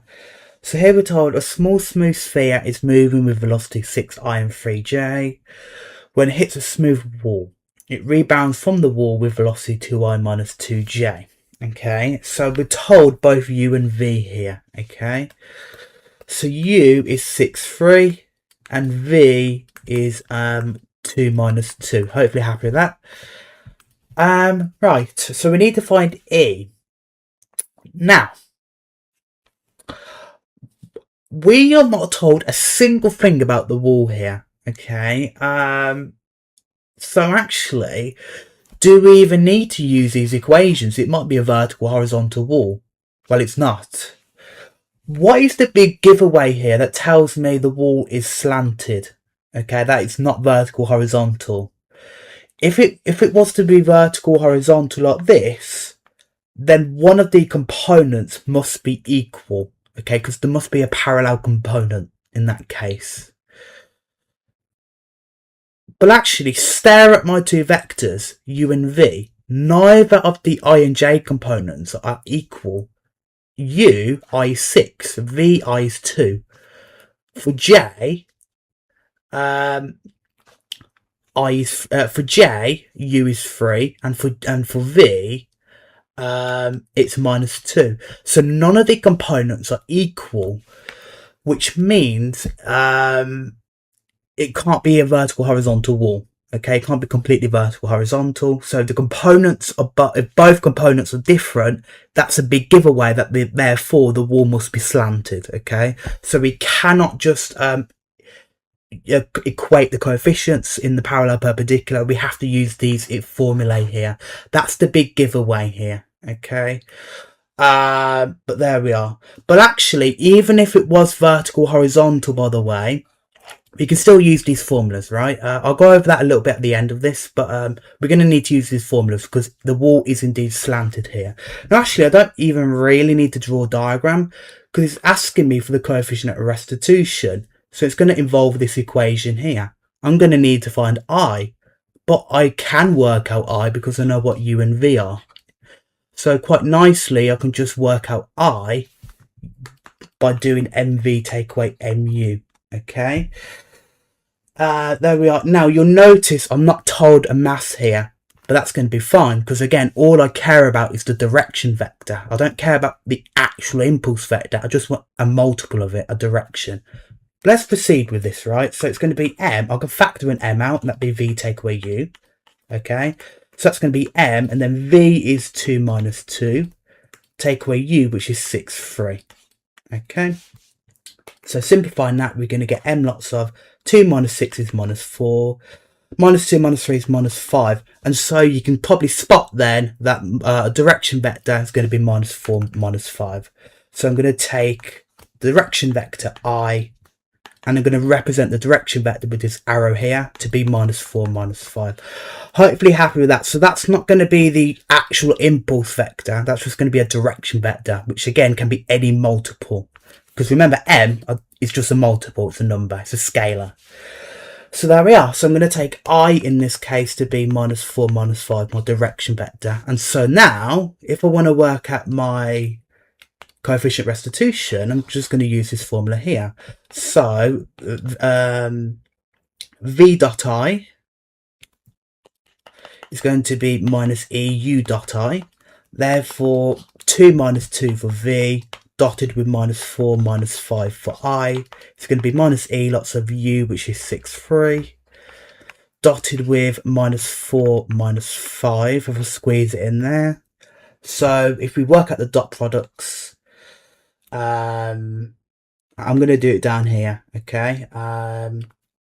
So 2 lots of minus 4, minus 2, minus 2 lots of minus 5 is going to be minus e lots of 6 lots of minus 4, add 3 lots of minus 5, okay? And so we simplify this, we're going to get minus 8 plus 10 is going to be minus e lots of minus 24 minus 15. So therefore, minus 24 minus 15 is minus 39. So we're going to get 39e is going to be 2. So therefore, e is going to be 2 over 39. And that's my coefficient of restitution there. Okay. So there we are. So hopefully happy with that. Now, as I said at the start, again, you might be a bit concerned. What if I don't know what the wall looks like? What if it is vertical and I don't need the formula? When can I use the formula? If you want to be sure, you can use the formula for every vectors question, even if it's vertical or horizontal. Doesn't matter. If it was vertical, let's say, like this, we can still work out the wall vector. Because the wall vector, again, the direction, well, there's no I component, so I is 0, and then j, let's say, 1, okay? So that'd be my wall vector, a direction, right? If it's vertical like that. Hopefully happy with that. It's just like the j-axis.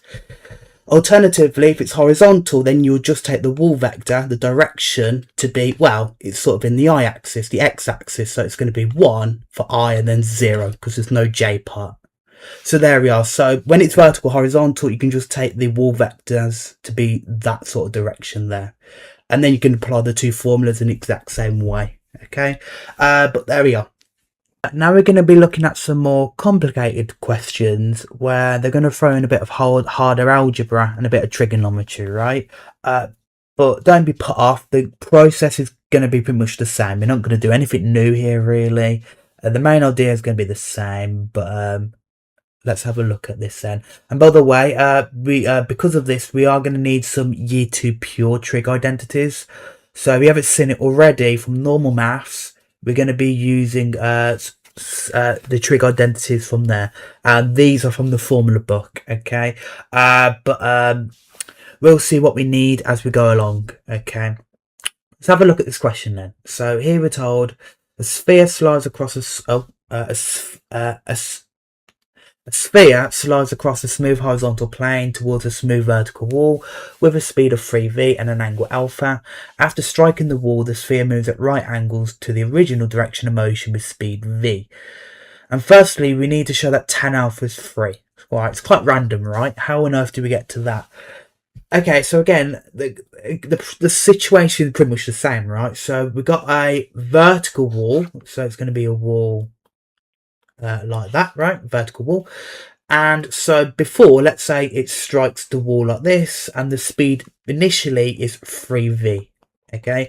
And we're told it makes an angle alpha, okay? Then let's say it rebounds afterwards, and the speed afterwards is v, there, okay? Now, I can then call that beta, right? That angle there, beta, let's say. Now, before we go any further, let's read the whole question, because that's not everything. They've also told me, after striking the wall, the sphere moves at right angles to the original direction of motion. What is that referring to? It's saying, after it hits the wall, it turns by 90 degrees. It turns at a right angle. What exactly is that referring to? It's referring to the angle deflection. So it's saying the angle deflection is 90. Okay, hopefully you can see that there. Okay, so it's talking about how much the sphere changes by. It changes by a right angle, 90. Hopefully happy with that. That's what they like to do. Okay, they like to add a bit of complicated trig by using the angle deflection. But don't be put off by this, because what's the angle deflection? Right, if I was to extend this again, right, and I know this is alpha again because these two angles are vertically opposite, I also know the angle deflection is alpha and beta. This is the angle deflection here, right? So actually, very simply, that means alpha and beta has to be 90. Therefore, beta is just going to be alpha take away 90. So I can express beta in terms of alpha there. So hopefully you're happy with that. So actually that gives me something to work with. Okay, so I can change beta to alpha minus 90. Okay, so hopefully happy with that, right? So they love to include the angle deflection. Okay, but we should hopefully we are comfortable with that, and then we can go from there. Okay, so the angle beta, I should make that a bit clearer actually. So this is going to be 90 take away alpha. Okay.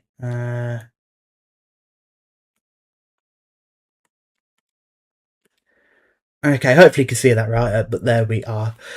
So that's my angle afterwards, 90 take away alpha. Okay, we are going to need to use that. So, okay.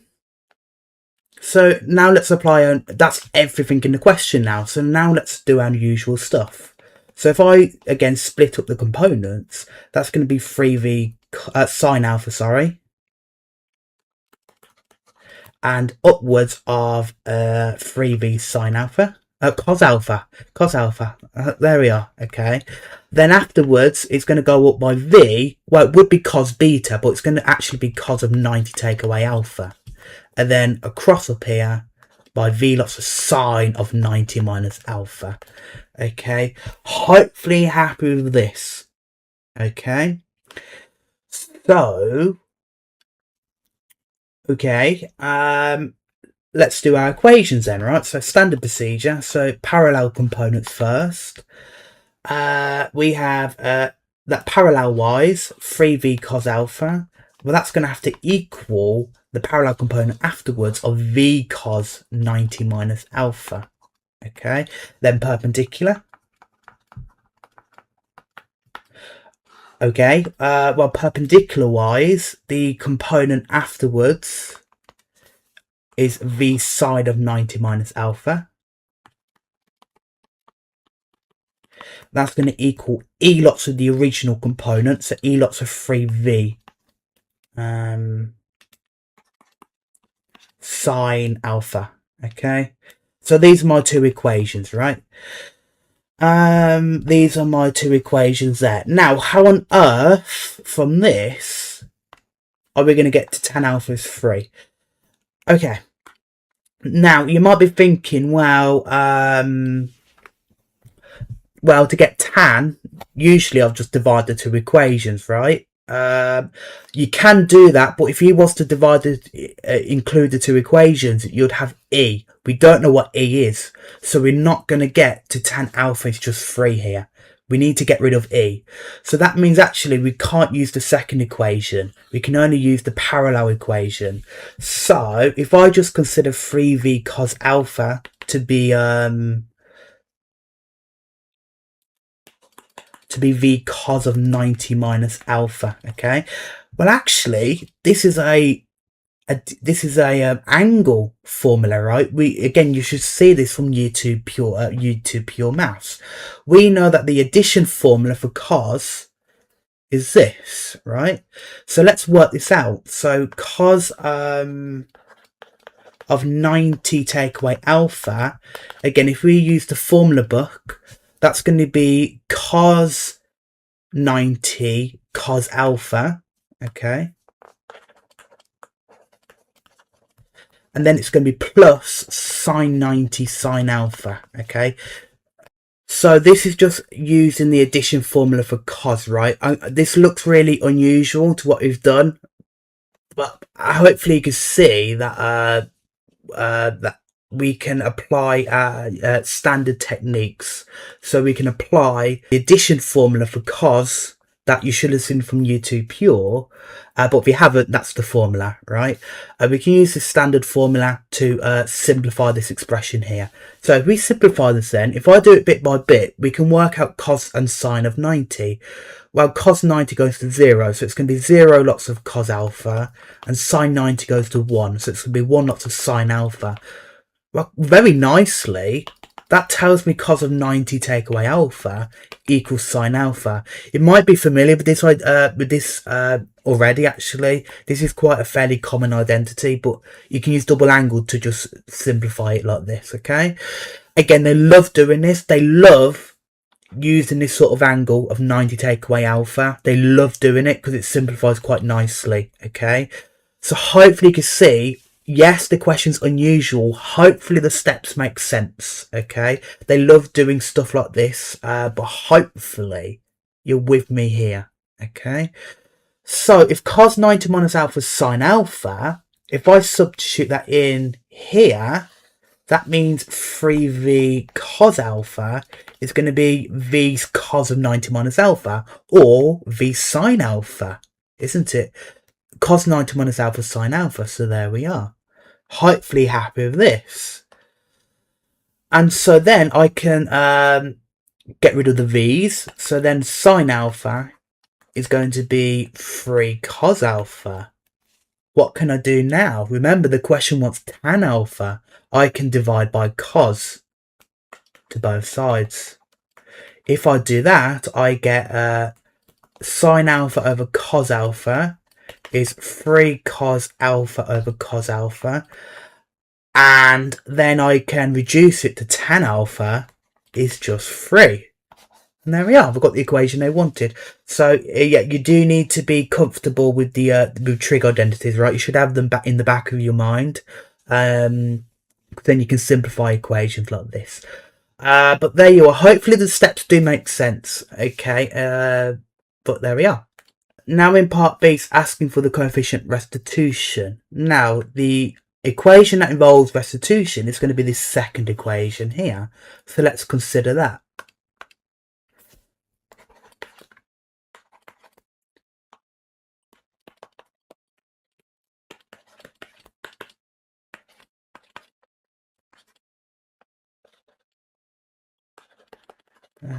Hopefully I copied that right. Okay, yeah. Okay, so if I just rearrange for E then, that's going to be V sine of 90 take away alpha over 3V sine alpha.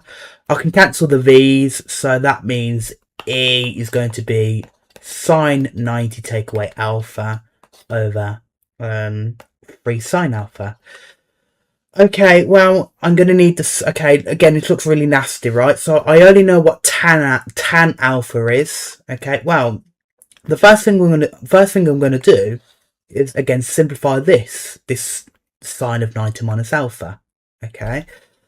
So again, I'm going to use my addition formula. So sine of 90 minus alpha, that's going to be using this formula here. Okay. This formula here. Again, hopefully you're familiar with that from pure maths, from normal maths. So if I sub A and B for 90 take away alpha, that's going to be sine 90 cos alpha take away sine alpha cos 90. Then I can evaluate sine and cos of 90. So that's going to be, well, that's going to be 1 lots of cos alpha, because sine 90 is 1, take away sine alpha lots of cos 90, which is 0. So actually quite nicely this just goes to cos alpha. So therefore E goes to cos alpha over 3 sine alpha. Well, hang on a minute, isn't that just then, if I factor a third out, if I factor the 3 out in the denominator, this is a third of cos over sine. And isn't that just a reciprocal of tan?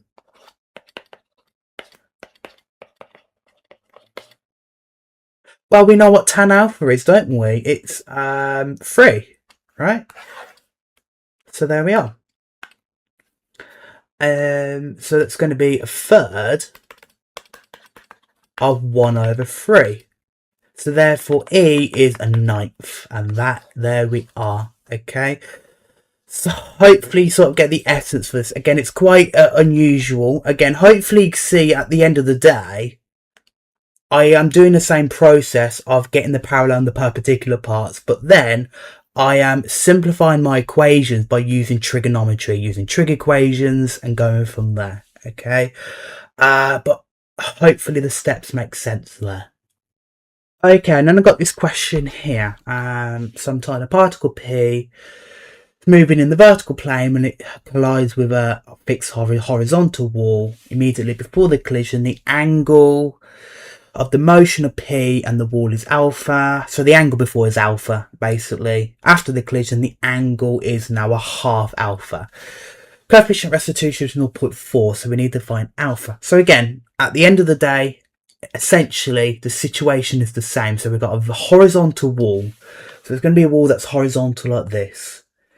And so I've got my speeds. So beforehand, let's say it collides like that. And before, not told any speed, so I'm just going to call it u. Okay. Then afterwards it has speed v. Okay, so I'm not told any speeds, but I am told the angles. So before, the angle is alpha, then afterwards the angle is a half alpha. Okay, and there we are. Really, that's pretty much all the information we're given. Obviously E is also 0.4. okay, I'll make a note of that. Okay, so again, we're just going to resolve the components. So this is going to be u sine alpha, and then u cos alpha.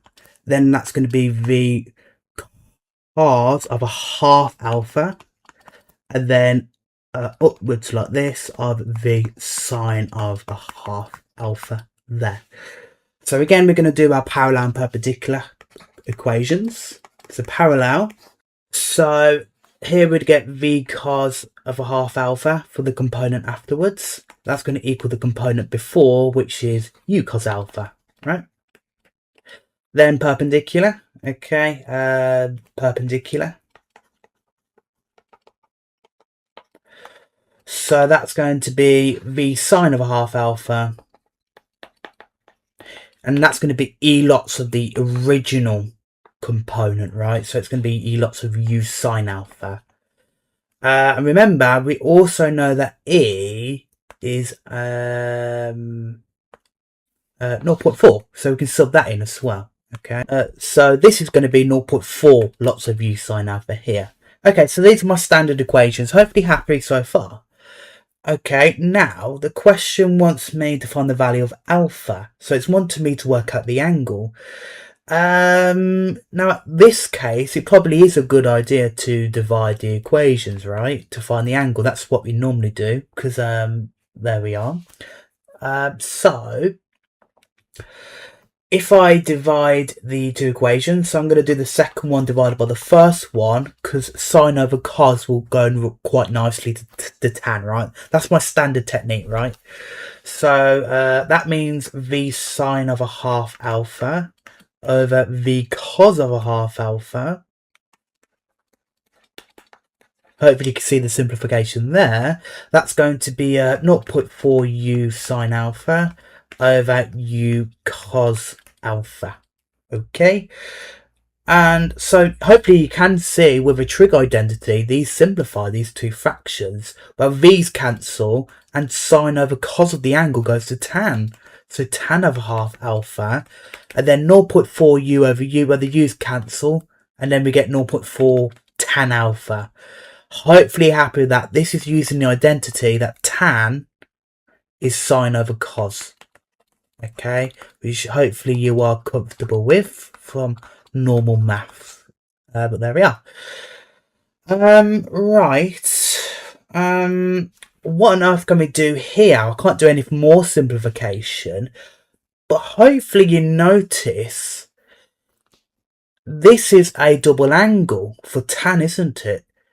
Because I have half of alpha, then I have alpha here, right? To see this clearly, let's say I let if I let x to be a half alpha, then that would mean that tan of a half alpha, tan x, then is going to be 0.4 tan 2x. And hopefully you can very clearly see the double angle formula here. Okay. Now I'm going to divide by the 0.4. So tan of 2x. If I divide both sides by 0.4, that's going to get me 5 over 2 tan x. Okay. So if I now simplify this with the double angle formula, right? Now we aren't. You don't really work with the double angle formula for tan in normal maths, but we are given the addition formula in the formula book. Okay. So we can generate the double angle formula from this, okay, from the formula book. So if I say A and B is X, right? So therefore, actually, I'm going to do it up here, actually. So again, so if tan A plus B then is tan A plus tan B over 1 minus tan A tan B. Okay, that is just quoting the formula book. Okay, therefore we can derive double angle formula quite quickly. That means tan of 2x then, which is x at x, is going to be tan x plus tan x over 1 minus tan squared x, right? Tan x is tan squared. So we can use this result for tan 2x here. Okay, so therefore if tan 2x, that's going to be, what was it again? Tan x plus tan x. Well, actually, that will go to 2 tan x, wouldn't it? Right? So that'd be 2 tan x over 1 minus tan squared x. That's going to equal 5 over 2 tan x. Hopefully happy with that. I'm just using the double angle formula for tan 2x, okay? Which I've done up here. Okay, hopefully happy with that. So at that point, we need to solve for tan, really. Well, the first thing I can do is, well, I can multiply both sides by 1 minus tan squared. So 2 tan x is going to be 5 over 2 tan x. Lots of 1 minus tan squared x. Let me write that a bit neater. And actually, I don't need to expand this because I can just factor a tan x to both sides. If I move the 2 tan x to the other side, so I'm going to get 5 over 2 tan x of 1 minus tan squared x minus 2 tan x to be 0. And so at that point, we're just going to solve like a standard trig equation from year 1 normal maths, okay? So I can factor a tan x out. So then that would be 5 over 2 lots of 1 minus tan squared. Take away 2 equal to 0. Okay, if I simplify the bracket inside, so I'm going to get tan x or 5 over 2 minus 5 over 2 tan squared, take away 2 equal to 0. That simplifies finally to tan x lots of 5 over 2, take away 2 is going to be a half. Take away 5 over 2 tan squared x to be 0, okay? And so that means either tan x is 0 or 5 over 2 tan squared x is equal to a half. Hopefully happy with that. So I'm just simplifying and solving this trig equation, and I set each bracket to 0. Again, this is just solving a trig equation, okay, like in normal maths, okay. So if I just look at the solutions then, so tan x, right, the solutions we're going to get if we do inverse tan, that's going to be 0, okay, 0 degrees. So then if I now look at this equation, so if I just get tan squared, I'm going to do a half divided by 5 over 2, and that's going to get me a fifth, okay. So that means if I root it, I get tan x to be either plus root a fifth or minus root a fifth. Okay, if I plus or minus the root of that, okay. So then if I do inverse tan of these, that means x then, if I do inverse tan of all of these, firstly, if I do inverse tan of root a fifth, I get 24.1 degrees to 1 decimal place. Or if I solve the other equation for negative root of fifth, I get minus 24.1 degrees, okay? So, there we are. Obviously, there would be more solutions, because remember with tan, I can just take and add. I could take away or add 180. But actually, let's have a look at the question. Because the question told me that alpha is strictly between 0 and 90. If we look at all our solutions, what's the only solution between 0 and 90? Hopefully you can spot it's just going to be this one, isn't it? So out of x is 0, x is 24.1 and minus 24.1. The only valid solution between 0 and 90 is going to be 24.1. Oh no, sorry, alpha. It's not x, it's alpha between 90. But actually it'll work out the same. So that's x, right? So we want alpha.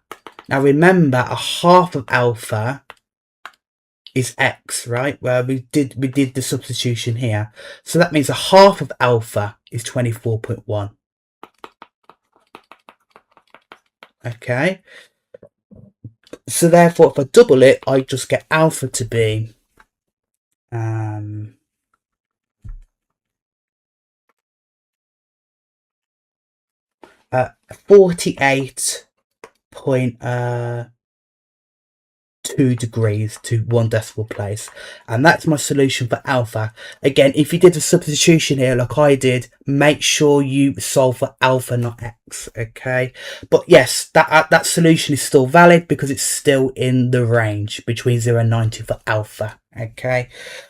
So there we are. So again, it's quite unusual to see trig here like this, and solving trig equations, but hopefully you should be able to get my parallel and perpendicular equations, which should be quite standard by now, hopefully, and you should be able to solve trig equations, right? So really, it's a bit unusual, but hopefully the steps make sense here. Okay, so there we are. Okay, so we've got an exam question then. I must say this exam question was very tough, very unusual. There's not been a question like this before. It's the only one like this, really. But it's good practice, right? Let's have a look at this. So here we're told a particle P of mass m is falling vertically when it strikes a fixed smooth inclined plane, which is inclined at the angle alpha. Before the impact, the speed is u, then afterwards it moves horizontally with speed v. And we need to show the magnitude of the impulse is mu sec alpha. Now, if you're not aware, sec alpha, well, sec of an angle, sec is 1 over cos. So sec alpha is going to be 1 over cos. Again, that's a reciprocal function which you'll see in year 2 normal maths if you haven't already. So it's referring to 1 over cos. Anyway, so let's draw the situation first, okay? So it's saying it's falling vertically, and I'm also told the plane is at an angle alpha. So remember, it's going to look like this, right? So it's at an angle alpha and it's falling vertically, so it's going to fall straight down like that. Again, we've seen problems like that earlier on in the video, so hopefully you are comfortable with this sort of problem here. Now, the speed initially is u, so it's going to go down with speed u, and then we can split things up like this, okay? So it's going to go down like this and across the slope. Now this angle is going to be alpha here, okay? And there we are. Again, it's very similar to how we resolve weight, okay? So this angle here is going to be alpha, which means this component here is going to be u cos alpha because it's adjacent to the angle, and this is going to be u sine alpha because it's opposite the angle, right? Now, what about afterwards? Now, this is the main thing that stumped people up. We're told afterwards it moves horizontally, which means it moves completely. If we can draw a straight line, it's just going to move left and right. So it's going to move flat like that. Okay, it's not going to be at an angle essentially. So it's going to just go straight across like that. Okay. So there we are. So that's going to be the speed v. Okay, because that's the speed afterwards. So hopefully happy with that. That's the key. I think that's the key. That's the main complexity here, is that it moves horizontally. Now, what does that mean? Well, actually, hopefully you can then see if it's going to move horizontally like this. If it's falling vertically before and then it rebounds horizontally, hopefully you can see again it's going to go at a 90-degree angle. Again, it's that stuff about angle deflection. It moves by 90 degrees, pretty much. So there we are. So actually, again, usually we just work out what we will just call this angle beta, right? The angle afterwards. But if we know this angle here, well, actually we can we know again this is going to be 90 degrees, right? Because this is the perpendicular component, which means it's right angle to the slope.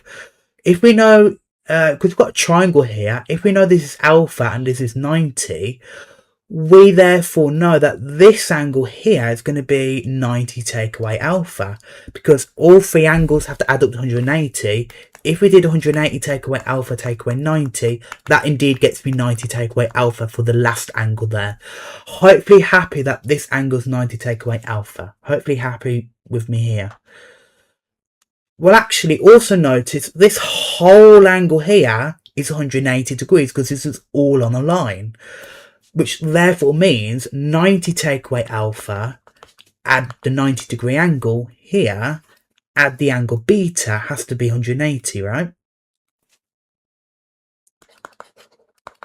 So we can simplify this equation. So that's going to be 180 take away alpha plus beta to be 180. Therefore, beta is indeed just going to be alpha. Okay, so actually we can simplify and say that the angle beta, more specifically, is going to be alpha here. Okay, and there we are. That is the main thing that stumped people up, I'd say. Okay, so recognising the angle afterwards is also alpha here. Hopefully happy with that then, right? So there we are. And so there we are. So I think we've used everything the question has told me now. So if I now split, if I now consider the components, well, okay, so afterwards it's going to go again, it's going to go down the slope like this. This is going to be and then it's going to go up like this. So the parallel component along the slope afterwards is going to be v cos alpha, and this bit's going to be v sine alpha. Okay, hopefully happy that I'm splitting up the component afterwards. Again, parallel and perpendicular like this. Hopefully happy with all the components I've done here. So at this point, again, I'm just going to do my two equations. So the parallel component here is v cos alpha. That's going to equal the parallel part before, which is u sine alpha. Okay. I can also do the perpendicular part. Okay. So afterwards, the perpendicular part is v sine alpha. Hopefully you can see that right, perpendicular to the slope. That's going to equal e lots of the original perpendicular component. So it's going to be e lots of u cos alpha. Hopefully happy with the equations here. Okay. I'm not told what e is, so I'm just going to leave it as e. So, okay. Right. So it's asking me for impulse, right? So let's consider the impulse then, right? So impulse, I, again, is mv take away mu. Now, remember, impulse is going to act, if I get rid of this now, it's going to act like this, right? Perpendicular. So, because impulse is perpendicular, again, that's going to mean we need to consider the perpendicular speeds. So that means it's going to be m of v minus u. Okay, so it's going to be m. Now, v, what's the perpendicular speed afterwards? It's v sine alpha, right? And then I'm going to take away the perpendicular speed before. That's going to be u cos alpha, but remember directions matter. It's going downward in the negative direction. So it's going to be minus u cos alpha. So it becomes a double negative. So we get v sine alpha plus u cos alpha. Okay, very tricky, very fiddly algebra here. Okay, a lot of letters going around, but hopefully you're happy with this, right? Hopefully you're with me here. So I can't do anything more here. Now the expression they want is mu sec alpha. Now again, how on earth am I going to get to that? Well, hopefully you notice the key difference between their expression and my one is that my one has a v in, but their expression doesn't have a v in. So I'm going to need to get rid of v. Now, there's no other equation I can do. I can't pluck any more equations out of thin air. So I'm going to have to look at my parallel and perpendicular ones. Now, I want to get rid of v. Now, I can't use the perpendicular equation because it has an e in. I don't know what e is, so I'm going to have to look at this one. Now, I want to get rid of v, so I kind of need to rearrange for v here. So, if I just divide by cos alpha, I get v. So v is going to be u sine alpha over cos alpha, isn't cos alpha? Well, that quite nicely goes to u tan alpha. Okay, and there we are. So I can substitute that in. So v is going to be m lots of u tan alpha sine alpha plus u cos alpha. Okay, and now I got rid of the v. Okay, I got rid of the v now. So let's factor the u out now, right? So it's going to be mu.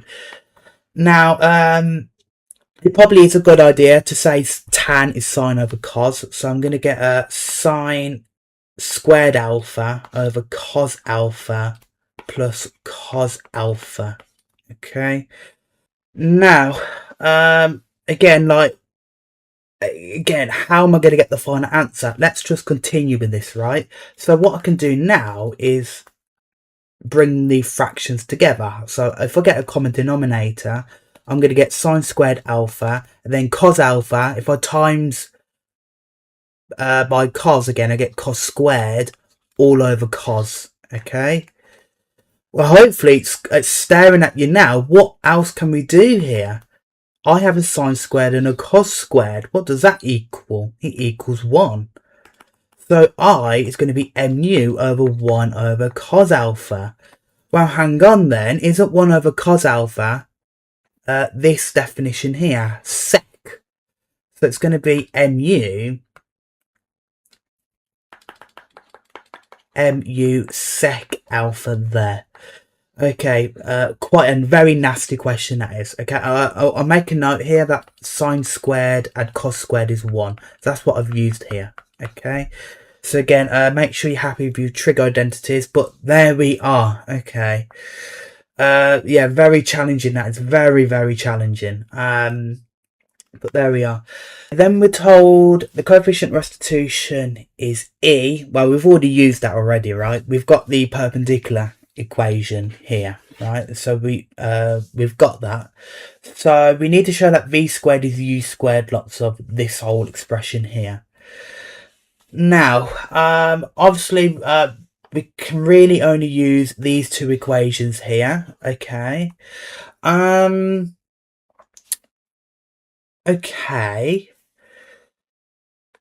What is the giveaway about what we're going to do to these two equations here? Think about how it's kind of solving for v, isn't it? Here, really, it's solving for the speed v. Think normally, what would we do to these two equations to obtain the speed? We would square the equations, wouldn't we? Right? Let's do that. Okay. So I'm gonna rewrite my equations. So v, what was it? V sine alpha was u cos alpha.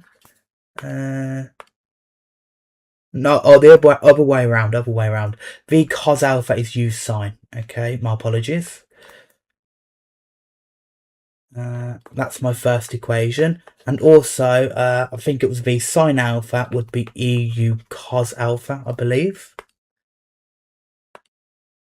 Yep. So these are my two equations, right? My parallel and perpendicular.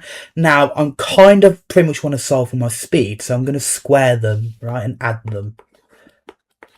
That's what I would normally do, right? To find my speed. So let's do that. So it's going to be v squared cos squared alpha, add v squared sine squared alpha is going to be u squared sine squared alpha, add e squared u squared cos squared alpha.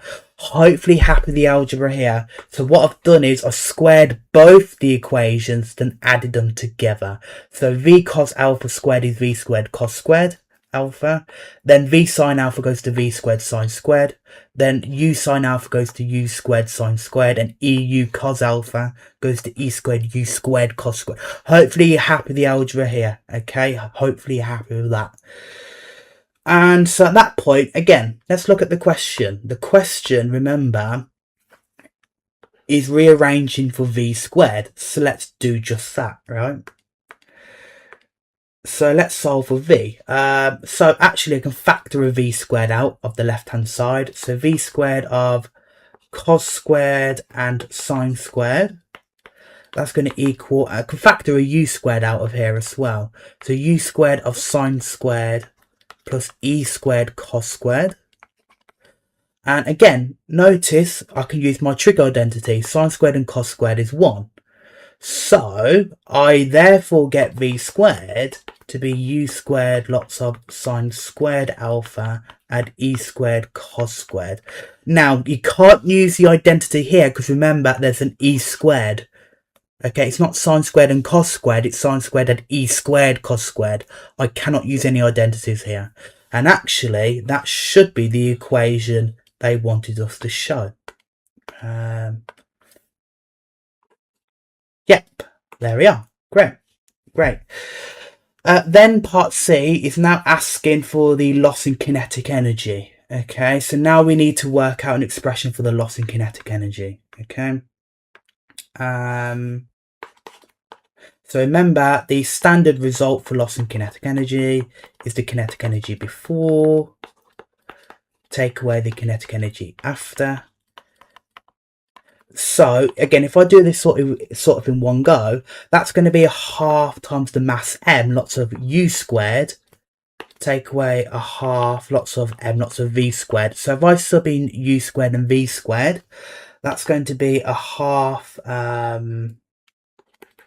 mu squared, then a half mv squared. But hang on, don't we know what v squared is from what we just worked out? I could sub that in. So v squared is going to be this u squared sine squared alpha add e squared cos squared alpha.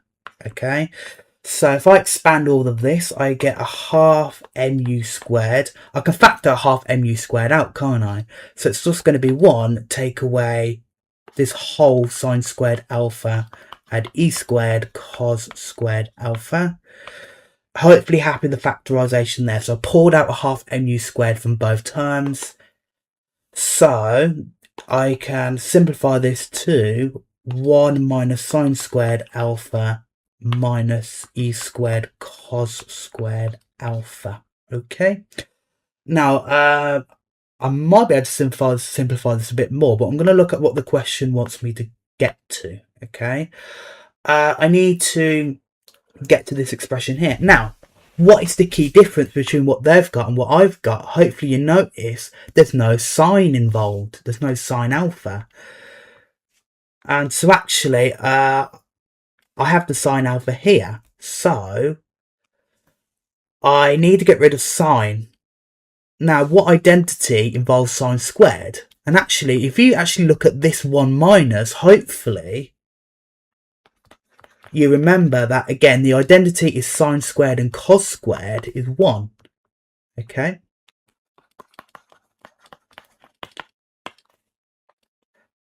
And so therefore, if I subtract sine squared to both sides, that's just cos squared, isn't it? So it's 1 minus sine squared. So actually, hopefully you can see that this 1 minus sine squared here just goes to cos squared due to what we've done here, right? I can sub this in. So hopefully happy with that, okay? So therefore, my loss in kinetic energy is just going to be half mu squared lots of cos squared alpha take away e squared cos squared alpha, and then I can further factorize a cos squared out, okay? And so I get 1 take away e squared. I could actually I could factorize that even further because of the difference of 2 squares, but let me have a look. No, that's the form they wanted. Great, so we've done that now, okay? So again, okay, it looks really nasty, but hopefully you can see, especially for part B and C, it's the same sort of stuff, but we're just involving trig identities, right? Again, it can be quite challenging, but hopefully you're with me, right? Then it says in part D, hence find, in terms of mu and E only, the kinetic energy lost. Now, well, this is the expression for the kinetic energy lost, but it wants me to get rid of the cos, okay? There should be no alphas, only mu and E. Now, how am I going to get rid of cos here, okay?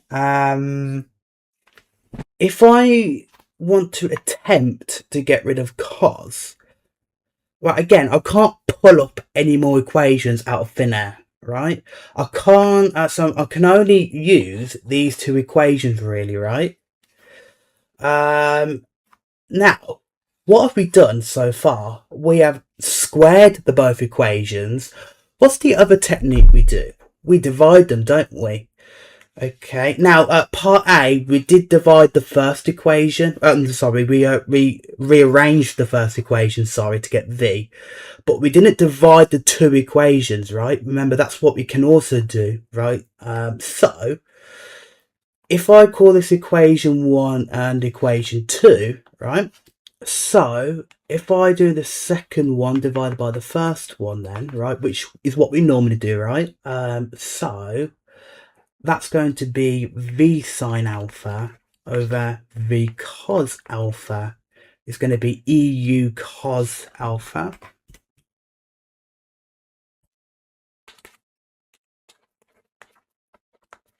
over U sine alpha, right? So hopefully happy with this. I'm just dividing the second equation by the first one here, and so I get this result. And so again, the V's cancel, and then sine over cos goes to tan, and that'll go to E. Now cos over sine is the reciprocal of tan, so it's going to be 1 over tan, right? And so then I can cross multiply to get tan squared is E. Okay, so hopefully happy with that. Now, how on earth is that going to get me cos? How on earth? Because I want cos, don't I, to get rid of it. Okay, well, what other identity can we think of that involves tan squared? Well, if we remember from normal maths, we can use this identity here. Well, hang on, this is basically bingo, because if we have tan squared, 1 plus tan squared, because of this identity, goes to sec squared, and sec is 1 over cos. So actually, we can use this identity to get cos. So if I rearrange this then, okay, so remember that 1 plus tan squared is going to be sec squared. Therefore, tan squared, if I rearrange, it's going to be sec squared take away 1.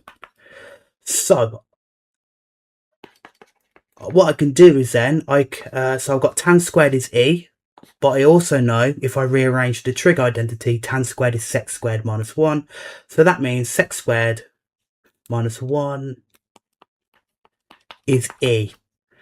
And so sec squared is E plus 1. And so remember, sec squared is cos. It's 1 over cos. So 1 over cos squared is E plus 1. Then if I times across, I get cos squared lots of e plus 1 is 1. Then I can divide by e plus 1 to get cos squared is 1 over e plus 1. And there we are. That is an expression for cos. Okay, so that will allow me to substitute into the equation to get rid of it. So cos squared is 1 over e plus 1. So